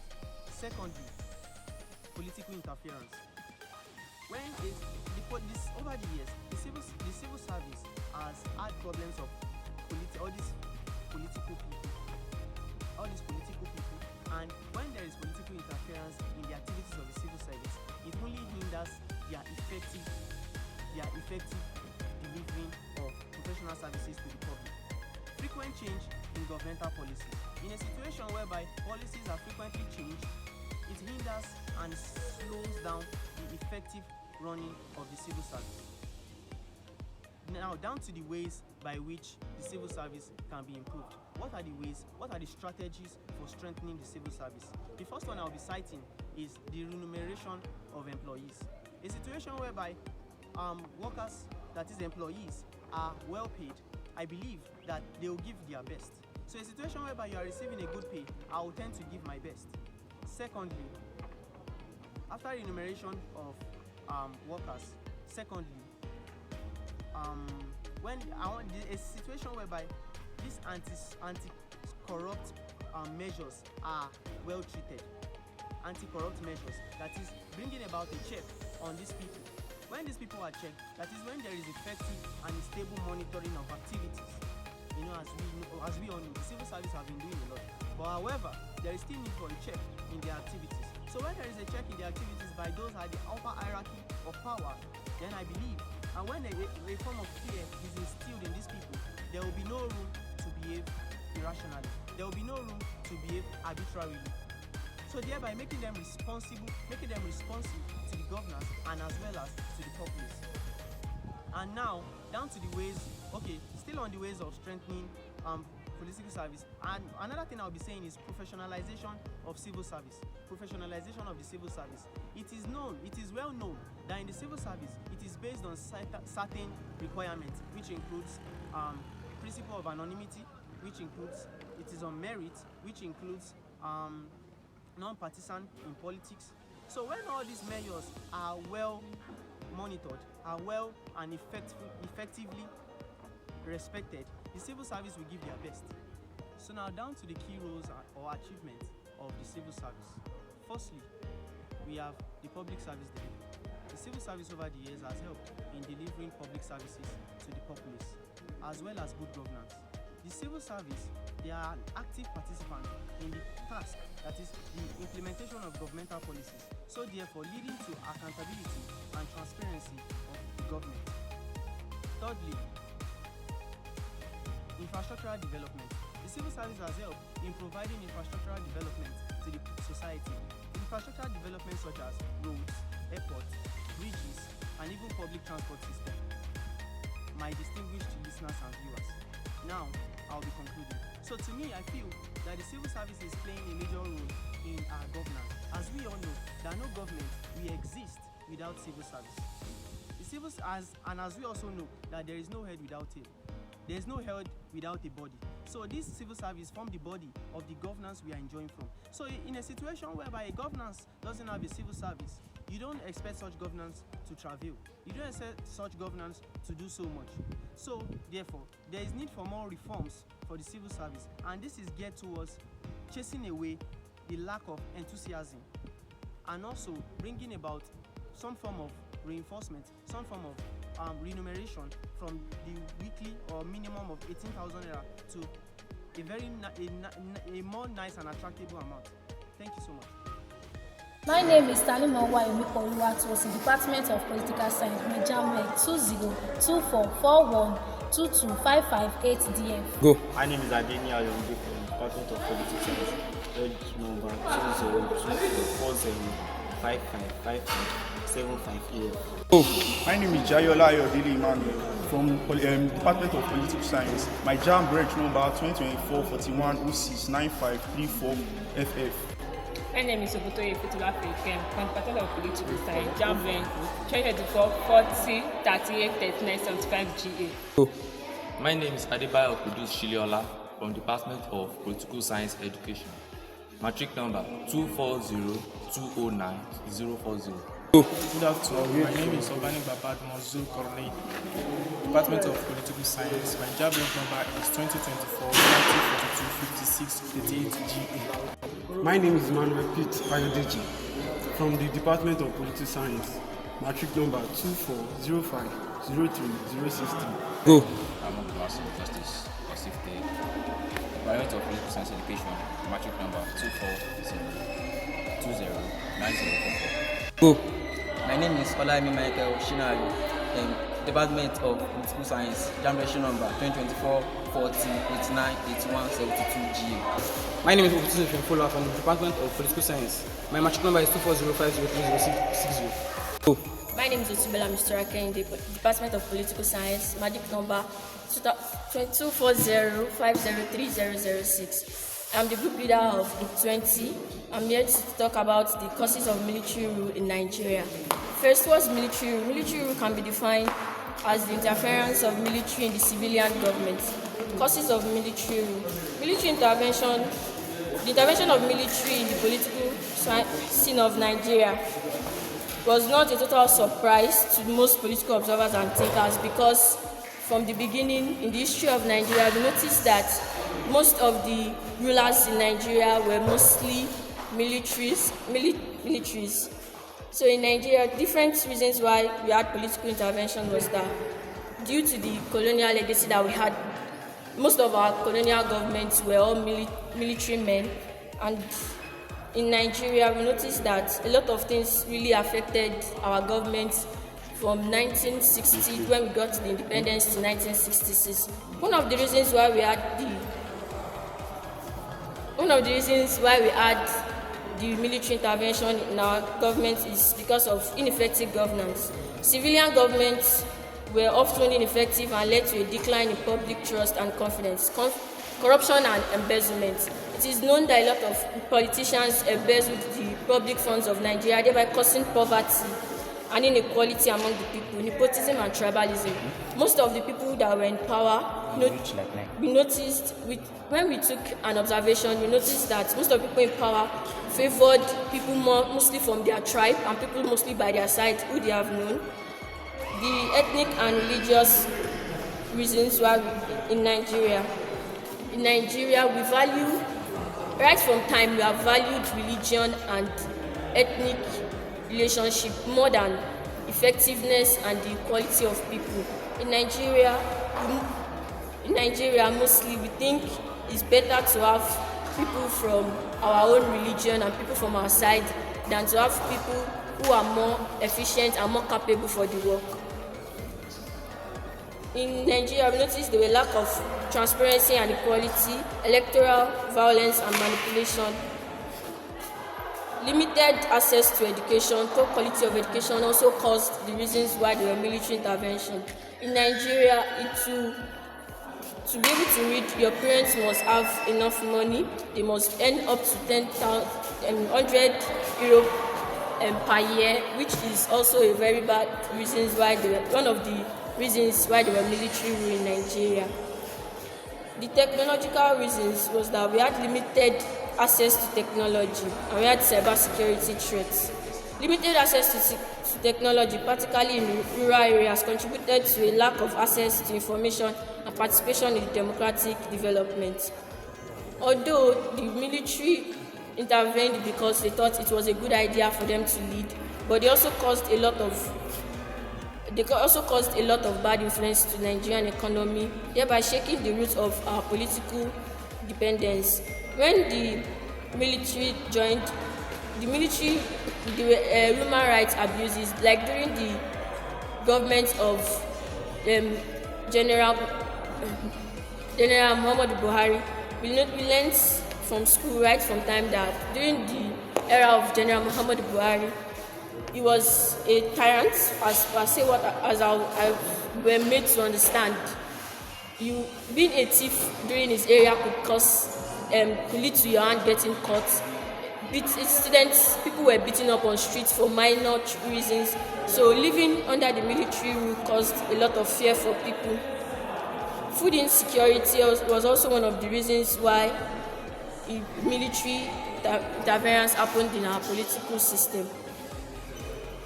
In Nigeria, we noticed that a lot of people preferred, even right to date, a lot of people preferred the military, but most people don't know that these military rules can have a very bad effect on our political system. One of the few major generals that ruled during the military era was Major General Johnson Aguiyi-Ironsi, General Yakubu Gowon, General Murtala Muhammed, Major General Olusegun Obasanjo, Major General Muhammadu Buhari, General Ibrahim Babangida, General Sani Abacha, General Abdulsalam Abubakar. With these few points of mine, I hope I'm able to convince you that the causes of military rule in Nigeria has really had a large impact on most of things that have happened to us here. We hope the government can try to be more established and take a good look at the effects or at things that can cause these military interventions. Thank you very much. Good day everyone, my name is Adejan Adewale John from Department of Political Science, matric number 240503020. Good day, my name is Adeyinde Jomlulu Victor from Department of Political Science Education, matric number 2402901. My name is Ojuade Foluwa Barakat, matric number 240209029 from Department of Political Science Education. My name is Adeni Imole Sarah from Department of Political Science Education, matric number 240209050. My name is Gloria Obepa Omeche, JAMB registration number 2024-40-96-36-23 GF from the Department of Political Science Education. Thank you. Zadewa Shelwa from the Department of Political Science Education. My matric number is 240209031. Good day everyone. My name is Shibode Tibnei John. I'm from Political Science. My registration number is 202440423978. Thank you. Good day everyone. My name is Babatunde Akumidayo Leka from the Department of Political Science. Good day everyone. My name is Vasil Wadamlolo Luasho from the Department of Political Science Edu, matric number 240209009. My name is Adebayo Emmanuel Oluwadamilola, Department of Political Science Education. My JAMB registration number is 2024-4002900-ish. Good day everyone. My name is Adejan Adewale John from the University of Adekunle Ajasin Akunba Koko from the Department of Political Science, Group 27. I'm here to explain the military rule, the problems and the contribution of military rule in Nigeria. Firstly, military rule in Nigeria is also known as military dictatorship. It refers to a system of government whereby military take over government and exercise absolute power. Let's move to the problems of military rule in Nigeria. The problems of military rule in Nigeria are suppression of democracy. One of these is a major rules in Nigeria was the suppression of democracy. Military government often suspend constitution, dissolve and elected institutions are ruled by decree. We also have human rights abuse. Human rights abuse in Nigeria. In Nigeria, during the regime of military rule, Nigeria was notorious for human rights of violation. Freedom of speech, freedom of press, and freedom of peaceful assembly were contained. political opponents and journalists' activities were frequently arrested. Then let's move to the positive contribution of military rule in Nigeria. We have infrastructural development. Despite many flaws of military region, invest in infrastructural development such as road, airport, dams. For example, during the regime of Yakubu Gowon 1966 to 1975. Also, we have economic management. Military regime often managed the country oil resources, which became major source of revenue in Nigeria. Thanks, everyone. Everyone, we are Group 15 from the Faculty of Political Science Education, the Department of Political Science Education, presenting to you the Appraisal of the Nigerian legislature. My name is Aderoke Konsola Abigail, matric number 240-503-113 from the Department of Political Science. My name is Obatunde Aishat Olamide, Jambre 2024-41-66-66-32 BF from Political Science Education. My name is Egotin Tomra Victoria, Jam registration number 2024-469-3204 from the Faculty of Law. My name is Adetunji Rashidat Mayowa, matric number 240-503058 from the Department of Political Science. My name is Ayodele Taiwo Mary, matric number 240503017 from the Department of Political Science. My name is Adebayo Timile Inteniola, matric number 240209036, Department of Political Science Education. Matric number 240209001, Department of Political Science Education. Is Eludin Dani Adiola, matric number 240902046 from the Department of Political Science Education. My name is Olamola Isibuluwada Milari, Jam rank 2024-4005090388, Department of Political Science Education. My name is Ejikon Sunday Temitope, matric number 240209005, Department of Political Science Education. My name is Fabi Sulaimon Olamilekon, matric number 240503054, Department of Political Science. My name is Okechukwu Chemaka Victoria, Reg No 2024-41-42-1989 Faculty of Law. My name is Abel Kosishim, matric number 240209034, Political Science Education. My name is Okechukwu Chemaka Victoria. What is political socialization? Political socialization is the process by which individuals internalize and develop their political values, ideas, attitudes, and perception via the agent of socialization. It is also the process of political learning from childhood to adulthood. It is a lifelong development process. Political socialization occurs through the process of socialization that can be structured as primary and secondary socialization. Primary socialization includes the family, whereas secondary socialization refers to the agent outside the family. Importance of youth in political socialization. 1. Addressing social and economic issues. Youth are more often aware of social and economic issues affecting their communities, and political socialization can help them develop solutions to these problems. 2. Building a more universal society. Youth can help build a more inclusive society by promoting diversity, equity, and social justice. 3. Shaping future leaders. Youth are the next generation of leaders, and their political socialization will shape their values, attitudes, and behaviors as future leaders. 4. Influencing political culture. Youth can influence political culture of the country by bringing new ideas, perspective, and energy to the political process. 5. Engaging in activism. Youth can engage in activism, participating in protests, rallies, and other forms of peaceful demonstrations to bring attention to important issues. Why focus on Nigerian youth? By focusing on Nigerian youth, we can unlock their potentials, promote positive change, and contribute to the country's sustainable development. Focusing on Nigerian youth is crucial for several reasons. 1. Large youth population. Nigeria has a significant youth population with over 60% of its citizens under the age of 30. Nigeria has a vast pool of energetic, innovative, and ambitious young people who can drive economic growth, social progress, and political development. 2. Economic potential. Nigeria's youth population presents a significant economic potential. With the right skills, education, and opportunities, young Nigerians can drive entrepreneurship, innovation, and job creation, contributing to the country's economic growth and development. 3. Social and cultural change. Nigerian youth are at the forefront of social and cultural change, driving innovation, creativity, and progress in various fields, including music, arts, fashion, and technology. There are also factors influencing political socialization. 1. Family. Parents, guardians, and family members pass on their political views and values, often unconsciously. 2. Education. Schools, teachers, and curriculum influence political knowledge and attitudes, providing a foundation for critical thinking and civic engagement. 3. Media. News, social media, and entertainment shape political perception and opinions, often perpetuating biases and stereotypes. 4. Community.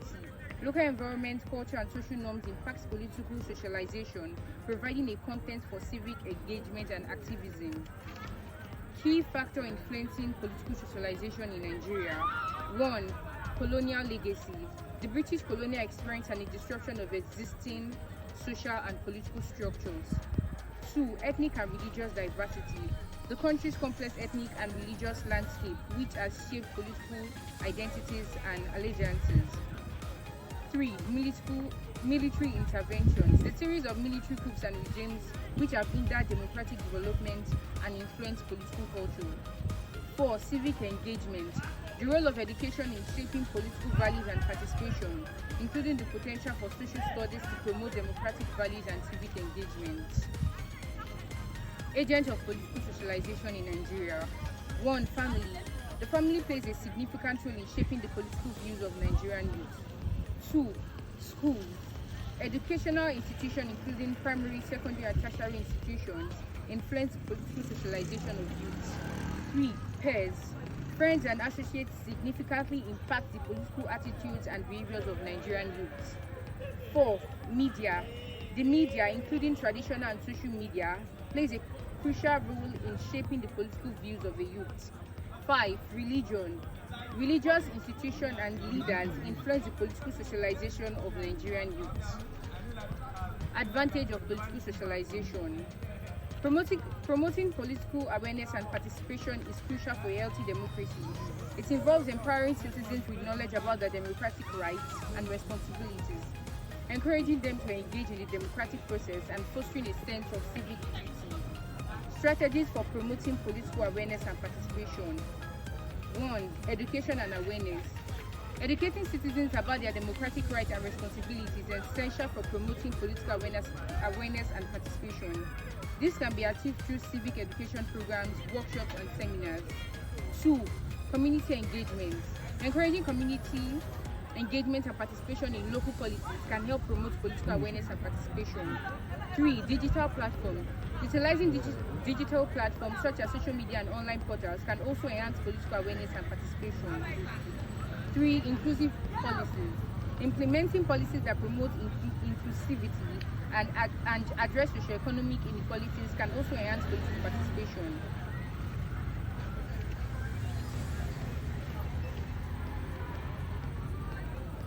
In conclusion, political socialization is a vital process that shapes the political beliefs, values, and behaviors of youth. By understanding the factors that influence political socialization and focusing on the development of informed, engaged, and active citizens, we can promote democratic values, civic engagement, and leadership development among young people.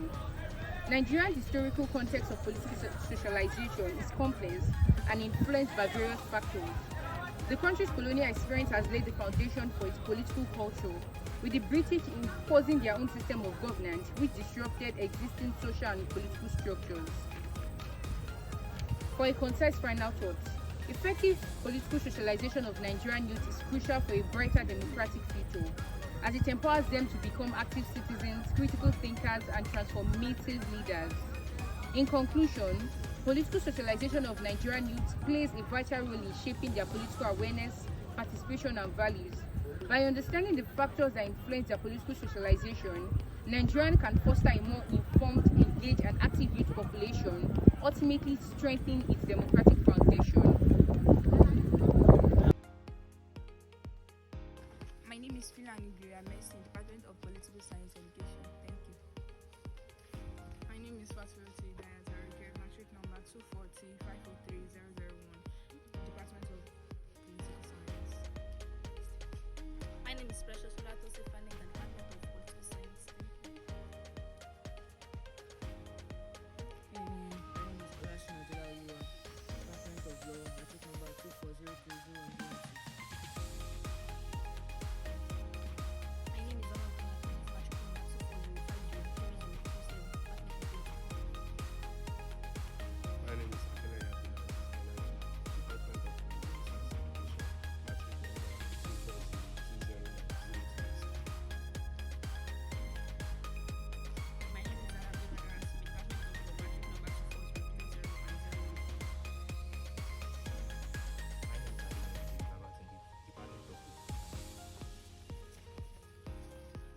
My name is Taro Victoria Oluwaseun. Matric number 24-05-03-016, Department of Political Science. My name is Patrick Department of Political Science. My name is Odawale John from Political Science Department. My name is Odoge Mojo Elijah, Department of Political Science, matric number 240503074, Group 16. I'm going to talk about the topic which is the evolution of political parties in Nigeria. The introduction, definition, and importance of political parties in Nigeria. Political parties are organized group of people who share similar ideologies and also work together to contest, to influence, and also to stand as the intermediaries between the government and the state. Political parties also influence the government and implement policy. Political parties have played a certain role in shaping the country, governance structure. They have been So, I would like to talk about the role of political parties in Nigeria. Political parties serve as the backbone democratic government by performing several critical functions. Firstly, they facilitate political representative by nominating a candidate for an election and ensuring that different groups in society have a voice in government. Through election, political parties providing a leadership selection allow citizens to choose a representative who aligns with their interests and aspiration. I would like to talk about the evolution of political parties in global. When I say the development of political parties is not unique in Nigeria, but it is a global phenomenon. Political parties emerged in response to need for organized political representation and government. Let us talk about the overview of political parties development in Nigeria. Political party system has evolved through different historical phases, beginning with the international movement of the early 20th centuries. The first political party emerged in response to colonial rules, advocating of self-government and independence. They practice their institutional form along regional and ethnic lines. Let us talk about the emergence of political parties from 1920s to 1950s, national movement and call of independence. The emergence of political parties in Nigeria can be tracked back to the early centuries, when the national movement began in the Chinese British colonial before the form of the political parties. Nationalities organized for such as the Lagos Youth Movement, LYM, and also Nigeria National Democratic Parties, NNDP. So let us talk about the political landscape of independence. Nigeria gained independence from British on October 1st, 1960.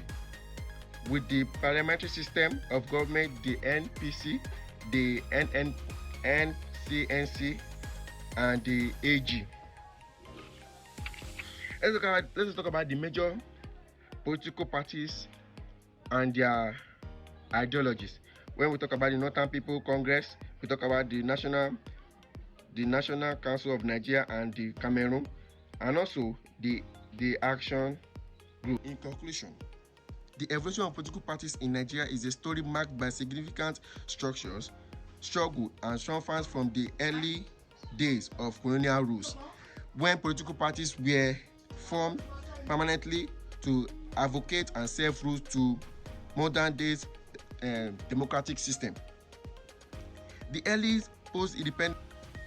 So those are the evolution of political parties that we have in Nigeria. Thank you. Good everyone, we are members of Group 5 presenting on the topic Problems of Nigeria's Federalism. My name is Collins Goodness from the Faculty of Law. My matric number is 2403011018. My name is David Siri Mikao Yofe. My department is Political Science. My matric number is 2405030099. My name is Adetayo Aladeton from the Department of Law. My JAMB batch number is 2024417206646FA. My name is Ekomi Juliana Kemisola from the Faculty of Law. My JAMB registration number is 202440601973AF. My name is Adebisote Nadefolua from the Faculty of Law. My matric number is 2403010007. My name is Akuwe Emmanuel, Department of Political Science. My matric number is 240503116. My name is Adisha Jibisola, Faculty of Education, Department of Political Science Education. My matric number is 240209043. My name is Ogunjogola Shifumi, Faculty of Social Science, Department of Political Science, matric number 240303033. My name is Oluwamomotolale Fumilola. I'm from the Department of Political Science, Faculty of Social Science. My matric number is 240503052. My name is Adeka Kutaiwo. I'm from the Faculty of Social Science, and my registration number is 202440906647FF. My name is Williams Oluwatobepis from the Faculty of Law with matric number 240301025. I will be talking on the problem of Nigeria's federalism. But in order to be able to understand what the problems of Nigeria's federalism are, I have to define and explain what federalism means. Federalism is a system of government that focuses on unity in a diversified society, where the regional government get the chance of developing at its own pace. Scholars define federalism. Evidence in 1915 defined federalism as a system of government where the central government and the state government are independent in their own sphere but are united under a common constitution. Also, the Black Law Dictionary defined federalism as a pact or a league between two or more states to be under a centralized government. Now, we have characteristics of federalism, and the first characteristics is division of power. In Nigeria, we can see the division of power between the federal, state and local government. They are given different responsibility and function to perform in various offices. Another characteristics is constitutional supremacy. There is supremacy of the constitution in order to avoid arbitrary use of power amidst the three arms of government. Another characteristics is the independence of the judiciary. There is need for an independent judiciary to be able to serve as a watchdog in correcting and maintaining the standard of the federal system of government. Another characteristics is revenue allocation. We have revenue allocation between the federal, state and the local government in order to be able to boost the economy of the state and work towards a successful country. I would also love to speak on the brief history of Nigeria's federalism. A federation evolved due to different reasons and at different times, but in Nigeria it evolved as a result of the multi-ethnical diversity we have in the country. Federalism in Nigeria can be traced back to Lord Lugard when he amalgamated Nigeria into the Southern and Northern Protectorate in 1914. Bernard Bourguignon also continued in this vein as being the Governor General as at that time. It was also succeeded by the Richard Constitution, Otto Richard, who made this into a constitution for all to follow. Although federalism in Nigeria was put to an halt during the coup d'etat in 1966, but was later reconstructed and reorganized also in that year 1966 into the Northern, Southern, Western and also the eastern part of Nigeria that almost seceded as Biafra in Nigeria.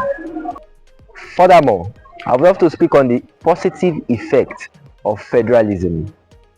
It promotes unity in diversity. And another one is that it encourages local autonomy. It prevents the concentration of power in order to avoid dictatorship in the country. It also protects the minority rights from being trampled upon, and it also enhances political stability. Now, getting to the major reason for this presentation, the problems of Nigeria's federalism. The problems of Nigeria's federalism can be classified into political, social, economic and administrative challenges. Under the political challenges, it has to do with governance and political stability in the country. The first point under that is over centralization of power. The federal government control key factors like security, oil, and taxation in the country. The state governments depend on the federal government for the allocation of resources for development at each levels of government. Ethnic and religious political tension. Politics is influenced by the ethnic and religious reforms going on in the country. For example, the problem between the northern and southern ethnic groups in Nigeria is also a limitation to the development of Nigeria's federalism. Also, weak local government. In Nigeria, there is weak local government because they have to wait on the state government in the allocation of their resources for development.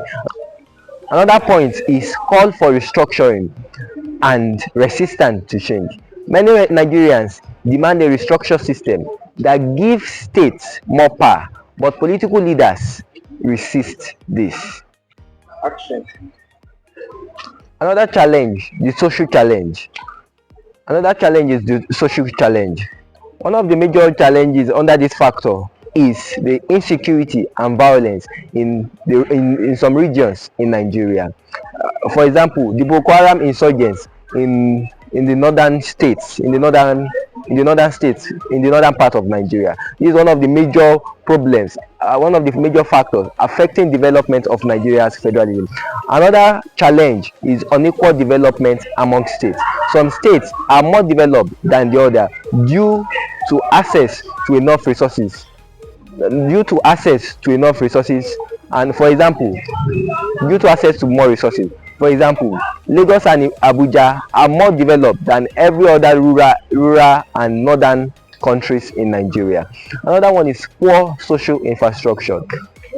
We have poor social infrastructures in rural areas in Nigeria, but if we have to look at the more developed states, more developed settings in Nigeria, they are more developed. We have good healthcare, good services available to all citizens.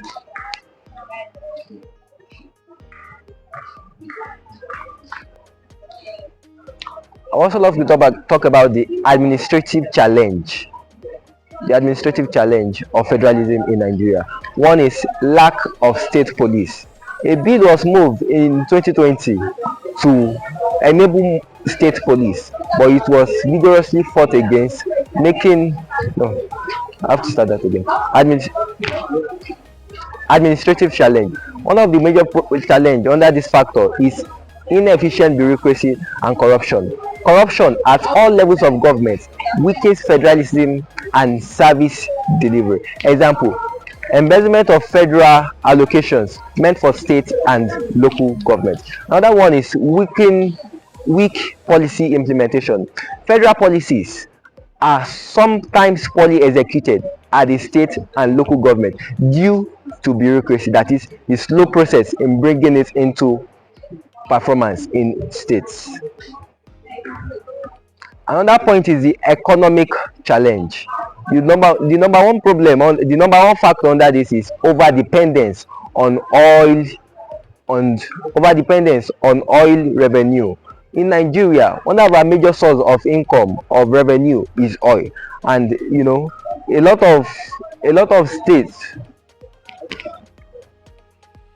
Okay, now I have to start. Over dependence on oil revenue.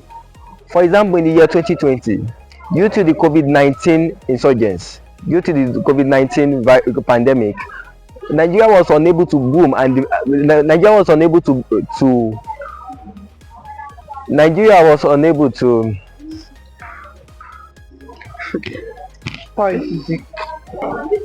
Now, to the economic challenge of Nigeria's federalism. Number one is the over dependence on oil revenues. The states in Nigeria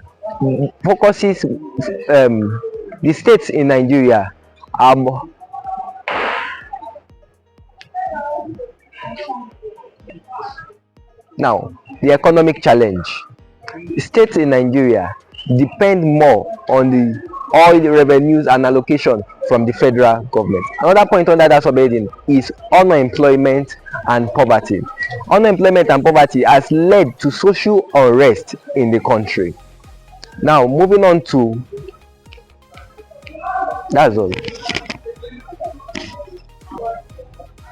I can't see it. If there is a problem, there are certain ways of coping this, and for this presentation we are going to cite some points we are going to cite some solutions to the problems of Nigeria federalism. Number one is state policing, giving more authority, giving more power to the states for security. Another point is physical federation. Another point is constitutional reform. Another one is economic diversification. In conclusion, Nigeria adopted federalism to manage the ethnic, religious, and regional diversity. However, despite its benefits, the system faces several challenges, including over-centralization of power, resource control conflicts, security issues, and ethnic divisions. While federalism is the best system that can be practiced in Nigeria due to its diverse population, its success depends on proper implementation, political will, and inclusive governance that ensure fairness, equity, and sustainable development. Thank you. My name is Oluwaseun Adefolake from the Department of Political Science with the matric number 240503040. My name is Akitade Appraisal from the Department of Political Science. My name is Amolayinka Timtayo from the Department of Political Science, matric number 240503002. My name is Aluko Emmanuel Oluwafunso from the Department of Political Science with the matric number 240503028. My name is Nweke Mati from the Department of Political Science. My name is Adibayo Diri from the Department of Political Science. My name is Omoto Ashabulai from the Department of Political Science. My name is Ebiali Esther Abiola, Department of Political Science, matric number 240503057. My name is Bibire Kwemi from the Department of Political Science. My name is Adebanjo Oluwanifem from the Department of Political Science. My name is Akinola Yanolua Faint. I'm from the Political Science Department with the matric number 240503018. My name is Orelua Victor from the Department of Political Science with matric number 240503081. My name is Bayode Jewel from the Department of Political Science. My name is Oluwadare Kwekulia from the Department of Political Science, matric number 240503024. My name is Oyasue Damilare Lawrence from Political Science Department with matric number 240503088. My name is Akin John Emmanuel. We'll be talking about the executive arm of government in appraisal. The executive arm of government in Nigeria is headed by the president, who is both the head of state and the head of government. The president is vested with significant powers, including the execution and maintenance of the Constitution, laws made by the National Assembly, and matters within the legislative competence of the National Assembly. One of the key aspects of the executive arm of government in Nigeria is the concept of executive power, which refers to the ability to carry out the laws and policies of the government. The president has the power to execute laws, maintain order, and ensure the stability of the country. However, the power is not unlimited, and the president is subject to checks and balances from the legislative and judicial arm of government. The appraisal of Nigeria executive branch of government, led by president and vice president, is a complex and multifaceted task. Evaluation of their performance includes economic management, security, anti-corruption, healthcare, education, infrastructure development. Nigeria has faced several challenges, including corruption, inefficiency, and lack of accountability. In conclusion, the executive arm of government in Nigeria plays a critical role in the country's governance and development. While there are challenges to be addressed, there are also opportunities for reform and improvement. By understanding the powers and limitations of executive arm of government, Nigerians can hold their leaders accountable and work towards a more effective and efficient system of government. My name is Akunaya Okbayimidokas, a 100-level law student in the Faculty of Law. My name is Balogun Precious from the Faculty of Social Science, Political Science 100-level student. My name is Aimofe Lola from the Department of Political Science, Faculty of Social Science, a 100-level student. My name is Akintomide Israel, Department of Political Science Education, Faculty of Education, 100-level student. My name is Adiboto Olaloke Michael. I'm from the Faculty of Social Science, Department of Political Science, 100 level.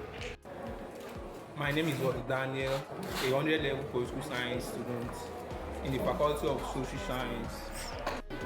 My name is Obosola Remidi, Faculty of Social Science, Department of Political Science, 100 level. My name is Father Amishedra Oluwasegun, Department of Political Science, Major, Faculty of Social Science, 100 level. My name is Frank Rizzo, from the Department of Political Science, from the Faculty of Social Science, 100 level. My name is Omolaye Sunday, from the Faculty of Social Science, the Department of Political Science, 100 level. My name is Obakolo Samuel Tobi, from the Faculty of Social Science and Department of Political Science, 100 level. Wizard. My name is Nimori Maibi Messi, Faculty of Social Science, Department of Political Science, 100 level student. My name is Ibanu Christabel Ogechi, Faculty of Social Science and Department of Political Science, 100 level. I'll be talking on the topic sources and limitations of power in a traditional political system. In traditional political system, powers are obtained from different sources, and it exercises its subjects to inherent limitations. These systems are typically found in premodern societies. The above topic emphasizes on the basics upon which powers can be acquired and limited. I'll start by defining power. Powers can be defined as the ability to compel others to do ordinarily what they do not want to do. We have political philosophers that define powers in their own ways. We have the likes of Shively, Nolly, Magenta, Max Weber, and the rest of them. But I'll define power according to Magenta. Magenta defined political power as the ability for man to control the mindsets of others. And in theory of power, according to Max Weber, Max Weber identified three types of power in his theory of power. One, he talked about coercion, and he talked about manipulation. Authority, the power, making use of authority depends on norms and values and laws of the land or the country. When we talk about coercion, it's a physical force or threat. And when we talk about manipulation or influence, it's based on persuasion to influence others. So we talk about the advantage of power. We have influence and leadership. Power enables individual or group of people to influence others. And we talk about achieving goals. People that have achieved their goals have powers to manipulate one or two persons around them or individual in the community. We talk about protection and security. Power can provide protections and security for someone. So let's move to the disadvantage of power. Disadvantage of power, we have one, abuse and corruption. Power can be abused, leading to corruption, exploitation, and oppression. When someone has power, he can misuse it to oppress others. We talk about inequality and injustice. Power can perpetuate inequalities and injustice, favoring those who hold power to those who do not hold power. You can oppress others when you have power. That is a disadvantage of power. So we move to the dark side of power. We talk about power corruption. Power can corrupt even a well-intentioned person, leading to abuse or exploitation. Power imbalance. Power imbalance can lead to oppression and exclusion. We talk about responsible use of power, because there are other people that makes use of their power wisely and responsibly. Not everybody makes use of their power wrongly or to oppress others. We talk about transparency. Power must be exercised transparently with clear decision making and open communication. That is when you're using power in the right way. When we talk about the sources of power, we have positional power, legitimate power, or we have charismatic power, we have social power. Then we move to the limitations of power. We have resistance and opposition, we have institutional constraints. Under resistance and opposition, there are types of resistance. We have active resistance and we have passive resistance. Active resistance is direct confrontation or challenge of power. Then passive resistance is indirect or subtle form of resistance, such as non-cooperation or sabotage. To move to political system, I'm going to define political system. Political system refers to the complex network of institutions, structures, and processes that govern a state or society. And it can also be defined as a set of institutions, process, and relationship that govern a society, including the distribution of power, making and the allocation of resources. The key components of political system are the government, institution, power dynamics, ideologies, and values. The government, the institutions and officials responsible for making and enforcing law. Then institutions, they are the formal and informal structures as parliaments, such as parliament, courts, and interest group. We talk about types of political system. We have democracy, we have authoritarianism, we have totalitarianism, and we have theocracy. In a democratic system of government, is a system in which power is held by the people, either directly or through elected representative. We have authoritarianism. A system is a system of power that is concentrated in the hands of a single individual group. We have totalitarianism, a system in which government exercises complete control over all aspects in society. We have monarchy also. It's a system in which power is held in hereditary. Functions of political system, we have decision making, we have resource allocation, we have conflict resolution, and we have representation. Now, down to the main discipline, we have political power. Political power can be defined as the power that is counted in traditional or long-standing belief and practice of the society. We have the characteristics of traditional power. We have hereditary, we have customary, we have legitimacy, and we have hierarchical. I'm going to be explaining some of them. I'm going to be explaining hereditary. Traditional power is often passed down through family lines and inherited through social or cultural institutions. We have sources of traditional political system. We have sources of power in traditional political system. We have the custom and the traditional sources. Power is often legitimized through long-standing traditions. We have autocracy. Traditional power can be derived from autocratic system, where power is held a noble class. We have cultural and social norms. We have economic resources. We have a hereditary succession. We have customary law and practices. Example of traditional political power. We have the British monarchy. We have the Saudi Arabian monarchy. We have the Catholic monarchy. We have the Catholic Church. We have the Indian caste system. Characteristics of traditional political system. We have hereditary, we have customary, we have legitimacy, and we have hierarchical.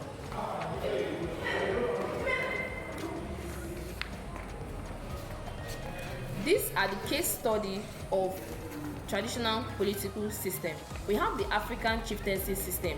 African societies such as Ashtem Kingdom in Ghana and the Zulu Kingdom in South Africa operated under traditional political system where chiefs and kings ruled with the guidance of orders and customary laws.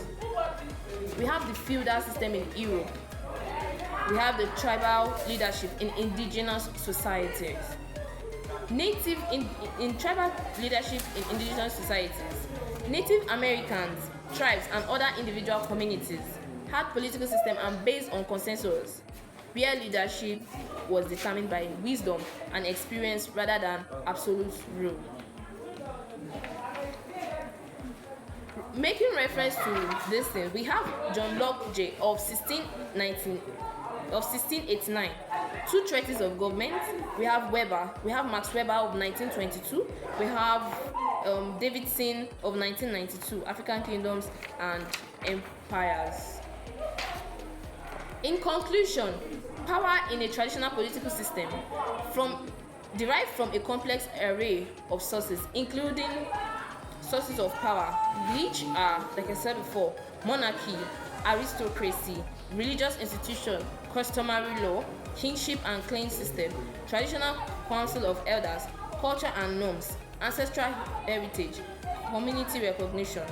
And we have the limitations of power, such as customary law and tradition, social norms and cultural norms, institutional constraints, economical constraints, resistance and opposition, geographical constraints, personal constraints, international constraints.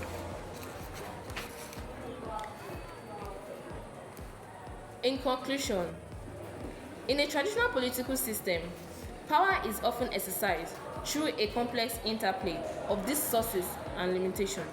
Understanding these dynamics, it is essential for developing effective strategies for governance and leadership and decision. I hope with this few definition and explanation of mine, I'm able to explain the sources and limitations of power in a traditional political system. Thank you. Political Science, registration number 202440870742D. My name is Ademiluye Okoyenko Victor from the Department of Political Science, Group 17. My name is Ojo Ademiluye, a student of Political Science, a member of Group 17, and my chip number is 240503046. My name is General Samuel Kurede from the Department of Political Science Education. I'm in Group 17. My name is Aziz Azizat from the Department of Political Science, a member of Group 17. Olabumi Jessica from the Department of Political Science, a member of Group 17. My name is Olayewaju Emilola from the Department of Political Science Education, matric number 240209002. Thank you. My name is Agmadi Alimat, a student of Political Science Department, matric number 240503086. My name is Ibuku Mejuwa from the Department of Political Science. I am the group member of this unit. My name is Ajisomoye Apines Caleb from Political Science Education Department, Group 17.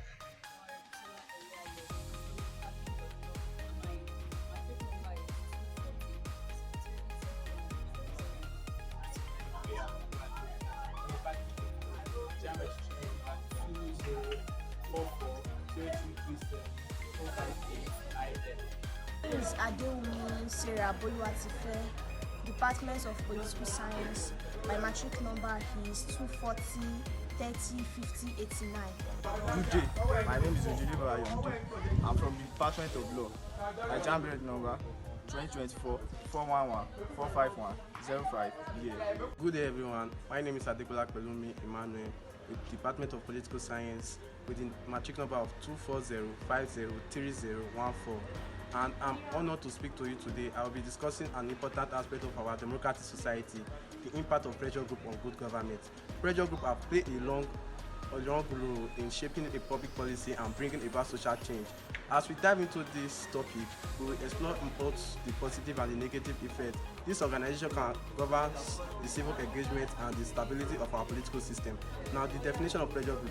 Pressure group are the organization or group of people that come together to influence government's decision without directly seeking for. Many scholars define pressure group. According to Arnold and Pole in the United States, pressure group are interest groups that seek to influence government's decision without contesting for election. According to Awood in 2013, define pressure group and interest group to attempt to influence government's decision to achieve their specific goal. In Nigeria, pressure group play a vital role in shaping government policy, promoting democracy, and advocating for social and economic reform. Pressure groups in Nigeria have influenced governance by advocating for transparency, labor rights, social justice, and policy reform. How pressure groups help with governance? They make the government listen to the people. Sometimes leadership ignore the needs of the people until pressure groups speak up. 2. They fight corruption and mismanagement.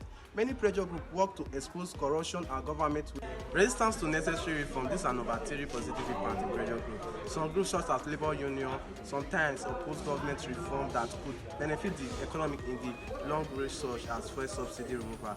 And number 4 is ethnic and religion polarization. Many pressure groups in Nigeria are ethnically and religiously motivated, leading to division and political instability. Number 5, human rights and justice. Some pressure groups focus on protecting people's rights.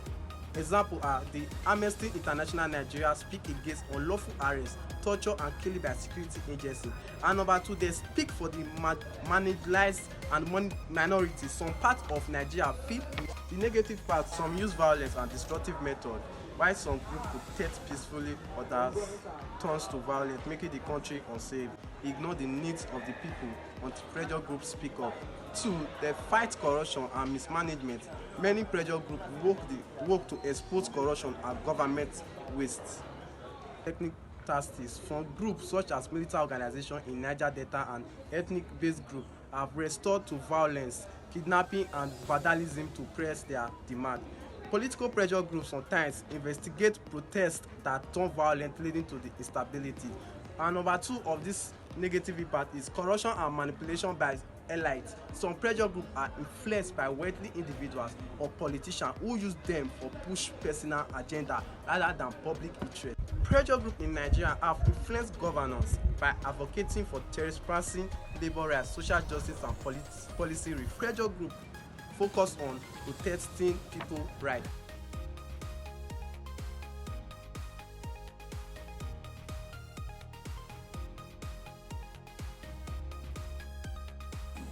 My name is Adibri Emmanuel from the Department of Political Science, 100 level student, application number 240 My name is Akinbo Adibura Babamidi, Department of Political Science, 100 level student, matric number 240 My name is Joseph Olonyomi, Political Science student, 100 level, Faculty of Social Science. My name is Adeosun Monke Guidance from the Department of Political Science, 100 level student, matric number 24050314. My name is Akinyelu Elamide Peters from the Department of London level students, matric number 240301013. My name is Arundade Solami, Department of Political Science, 100 level students, matric number 240503109. My name is Eloji Deborah Amide, Faculty of Social Science, Department of Political Science, 100 level. My name is Alembi Adenike from Department of Law, 100 level. My name is Adekunle Sheyi, Department of Political Science, 100 level. My name is Adekunle Damila Fatia, 100 level student, Department of Political Science, matric number 240503108. My name is John Doran Femi, Political Science Department, 100 level. My name is Godwin Precious Ugedojo, a political science student, an 100 level student, matric number 24050301013, presenter of Group 14. I'm here to talk on the topic Appraisal of the Nigerian judiciary. As we all know, the judiciary is a vital institution in every democratic society. It serves as the guardian to the rule of law and the protector of the fundamental human rights. In Nigeria, the judiciary plays a critical role in ensuring the balance of power between the three arms of government, which are the legislature, executive, and judiciary. The judiciary has the power, but despite all this, their powers are being limited by some little challenges such as the corruption, political intervention, and inadequate infrastructure, and this has brought to the undermining trust of the judiciary to the public and the society. Moving on to the historical evolution of the judiciary, which started way back during the British common law when that was created. In 1863, the Supreme Court of Lagos was created, and that took a defined shape in the society. During this period, the colonial administration thought about creating a native court in order to settle disputes and conflicts between local customs. After the independence of Nigeria in 1960, which took a new beginning and a new era towards the Nigeria Constitution of 1963 Republican Constitution, the Supreme Court was then created as the highest court, replacing the Judicial Committee of the Privy Court in London. Moving on to the structure and functions of the judiciary, we are going to be starting with the Supreme Court, which is the apex court, and this court has jurisdiction over constitutional matter and national disputes. Below is the Court of Appeal, which is the immediate appellate court that appears as a form of the lower court. Also, the Federal and State High Court oversees criminal cases, while with the Federal Court handling specialized cases such as taxation and maritime laws. Also, we have the Magistrates Court, which caters for the minor disputes rooted in traditional society. Moving on to the Sharia Court, this is mainly operated in an area where Islam is mostly practiced. Going on to the challenges faced by the judiciary, one of the most persistent and one of the most pressing issues, one is corruption, which has eroded public confidence in believing if justice is truly served and if justice is truly blinding in Nigeria, as seen in the case of Justice Ayo Salami, the former president of the Court of Appeal in 2011. His removal was perceived to be a political intervention, such seen as if people in influence can use their power against judicial independence. Ways confidence can be restored back into the judiciary. Firstly, judiciary independence must be safeguarded, ensuring judges are being appointed based on merit instead of political interventions. Also, financial autonomy has to be created in order to cut down the limits of the executive using funding as a style of control. Secondly, technology should be embraced to improve digital record keeping, and virtual court section can impart the transparency of the judiciary to the society. Also, the National Judicial Council (NJC) must be empowered to make strict disciplinary rules against corruption and incompetent judges, making publication of decisions and court appeals in the public can also improve transparency towards the society. Lastly, access to justice must be improved.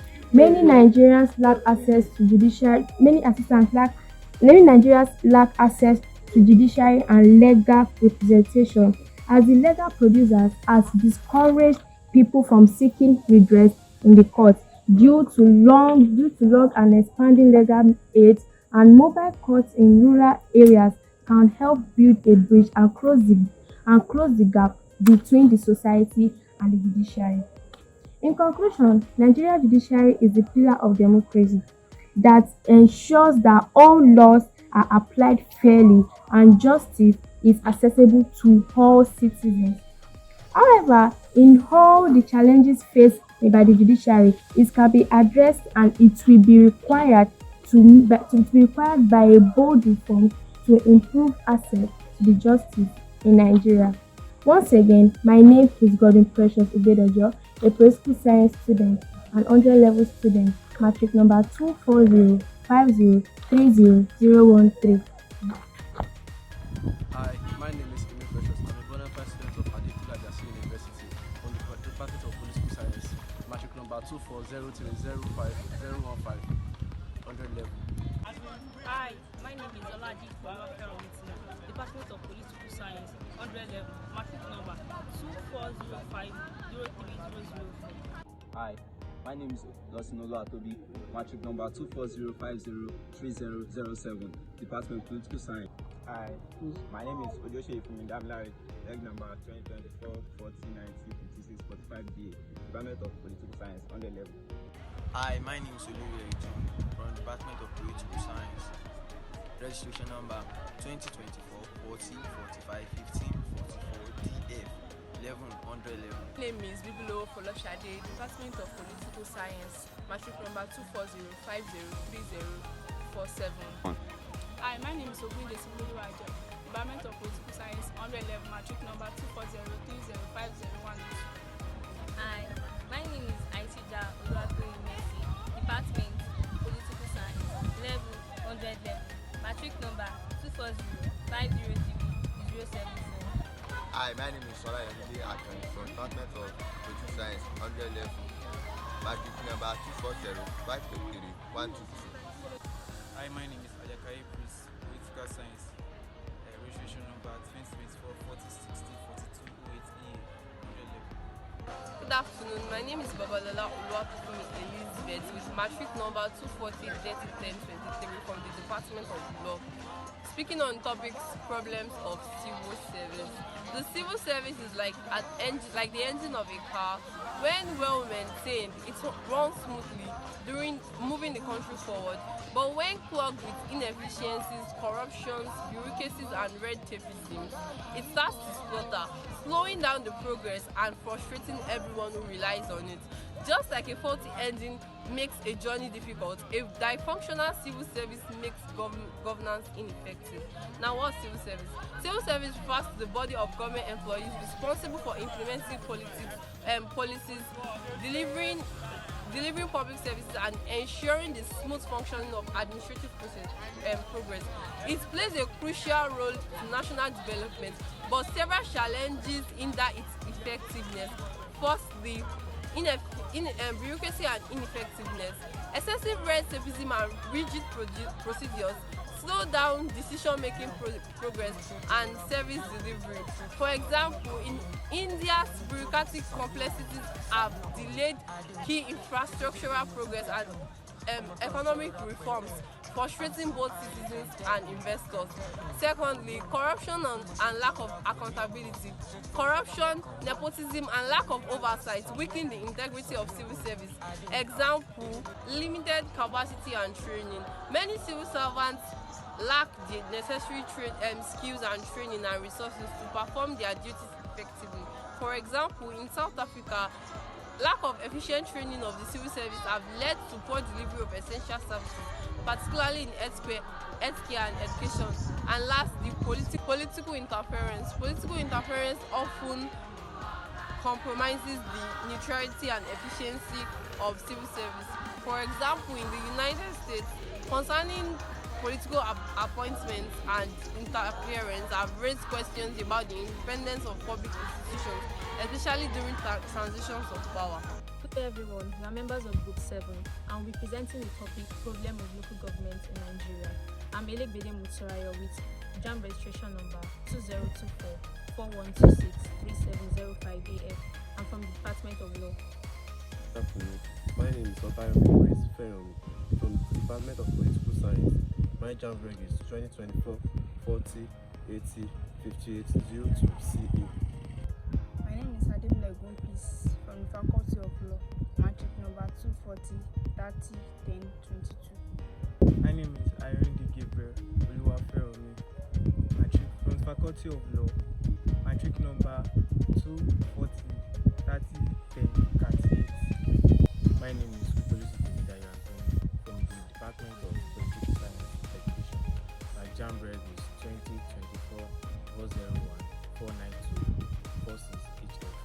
My name is Uyeniran Grace Tiwatope from the Department of Political Science, matric number 24050 3066. My name is Bashir Precious from the Department of Political Science, JAM reg 2024 41 52 95 25 FU.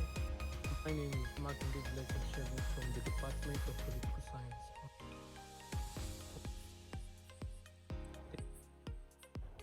My name is Okula Nova from the Department of Political Science. My matric number is. My name is James Ime Dixon from the Department of Political Science. My JAM reg 2024 41 55 is Omolola Emupose Abiodun from the Department of Political Science, matric number 240 50 30 82. The local government is the authority of governance in Nigeria, as recognized in Section 7 of the 1999 Constitution. It is responsible for the grassroots development, service delivery, and maintaining law and order. However, various challenges including political, economic, and administrative factors have hindered its effectiveness. This presentation will highlight the 10 major challenges facing local government in Nigeria and to also propose solutions. Number one major problem is inadequate funding. Local government depend heavily on allocations from the federal account, but these funds are not sufficient, and it is due to deduction from state government. The initially generated revenue (IGR) remains low due to weak tax collection and system and corruption. The solution is to grant financial autonomy, enhance revenue collection, and implement strict accountability measures. Number two, political interference. The state governors exert excessive control over local government, and this often leads to appointing caretakers committee instead of allocating elected officials. The solution is to constitutionally reform to ensure local government independence and abolish the state joint local government accounts. Number three problem is the lack of skilled personnel. Recruitment is now based on political patronage rather than merit. Low salaries and poor working conditions would discourage popular participation in local government. Four is corruption and mismanagement. Embezzlement and misallocation of funds will hinder political development and development projects. This weak oversight mechanism will allow corruption to thrive in the local government sector. The solution is to strengthen financial oversight, ensure anti-corruption measures, and encourage citizens' participation in governance. Number five is poor infrastructure. Many local governments lack basic infrastructure affecting service delivery. Roads, power supply, and office facilities are inadequate in rural areas. The solution is to increase infrastructure funding and encourage public and private partnership. Number six is over-reliance on federal allocation. Heavy dependence on oil-dependent federal allocation will make local governments financially unstable. The solution is to diversify resources through improved technological advancements and also collect tax and local economic development and innovation through financing mechanisms. Number seven is weak infrastructural framework. Lack of clear politics and monitoring system will often lead to insufficiency and mismanagement.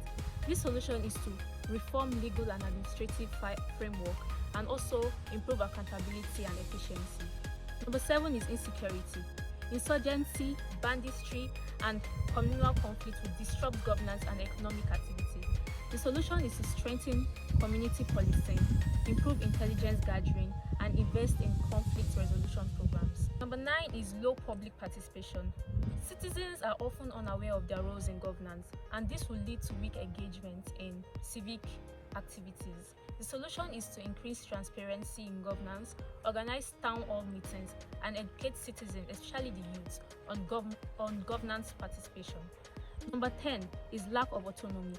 State governments control local finances and administrative appointments, and this will limit effectiveness. The solution is to amend the constitution to guarantee full financial and administrative autonomy for local governments. In conclusion, local governments are vital grassroots development programs, but numerous challenges hinder their effectiveness. Addressing these issues will require financial, administrative autonomy, strengthened accountability, capacity building initiative, and increased citizen engagement. By implementing these reforms, local governments can better their service community and contribute to local development. Good day, my name is Olivsa Ayomide John from Department of Political Science Education. Thank you. My name is Adebayo Tunde from Department of Political Science. My matric number 2405030061. Hi, my name is Oroyomi Olorunjuwon Benjamin, Department Political Science major. Matric number 24005030084. Thank you. Good day, my name is Aluko Israel Ayotunde, Political Science major. JAMB regulation number 2024-412515EA. Thanks. Good day. My name is Baruch Feromi Adekola, matric number 24050309. My name is Oluwalelu Atoyosi Opeyemi, matric number 2405031107, political science. Time. Good day, my name is Emmanuel Christopher from the Department of Political Science. Thank you. My name is Ogenegwe Peyosayomi. My matric number is 240503064, political science. Thank you. Good day, my name is Adini John Adioluwa from Political Science Major Department, matric number 240503078. Thank you. Good day, my name is Adela Christiana from the Department of Political Science. My matric number is 240503044. Thanks. Good day, my name is Alonga Shion Florence, Department of Political Science Major. Thanks. Good day, my name is Adewi Amida Abide from Department of Political Science. Matric number 2405030068. Thanks. Good day, my name is Adewi Balkis Adebola from Department of Political Science Education. Matric number 24020909. Thank you. Good day, my name is Aziz Yola Pawas from the Department of Political Science Education. Matric number 240209-049. Thanks. Good day, everyone. My name is Eso Precious Adedoyin from the Department of Political Science, matric number 2405-03008. Humbly representing my group, speaking on the subject matter police brutality in Nigeria.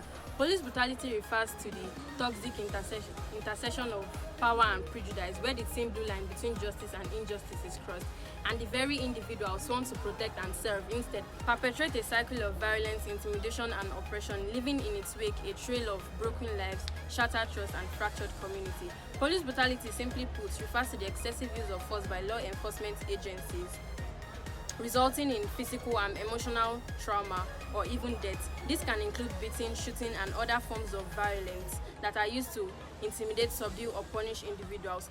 Taking an inside look on the subject matter police brutality in Nigeria, it does not only have to do with the country.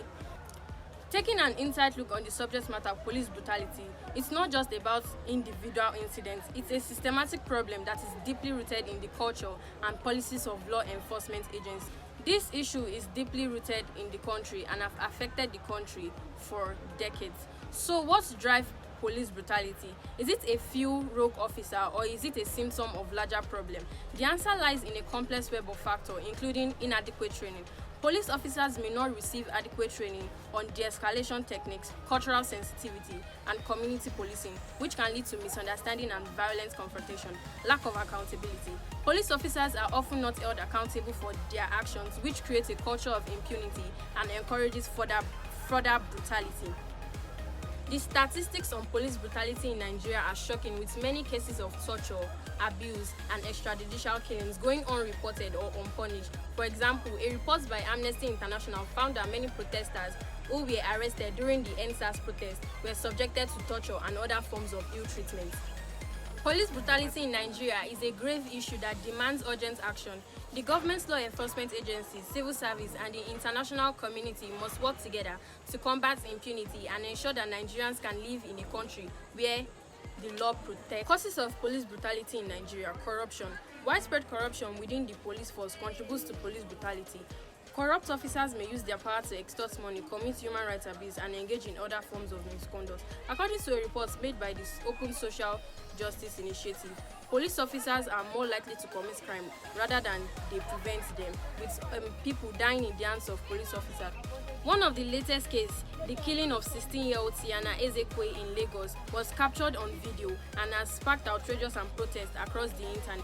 According to BuzzFeed, Tiana was hit by a bullet on Tuesday, 26th May at about 4:45 p.m. when a reportedly drunk police officer shot to disperse a crowd who had gathered after a bar opened fire. She was rushed to the hospital in a police vehicle but did not receive immediate attention and eventually passed on 2 days after, according to Bala Elkama, the Lagos police officer. The Lagos State Police Force, one policeman, Theophilus Otobo, and Inspector Oguntola have been arrested and internally disciplinary proceedings have been initiated. They are found guilty.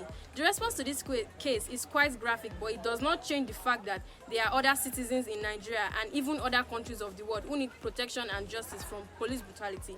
Police brutality in Nigeria is a widespread and systemic issue that has been ongoing for decades. Many Nigerians, particularly young people, have been victims of police brutality within time. Police are your friend, a slogan used by the Nigerian police force, has become a contradiction.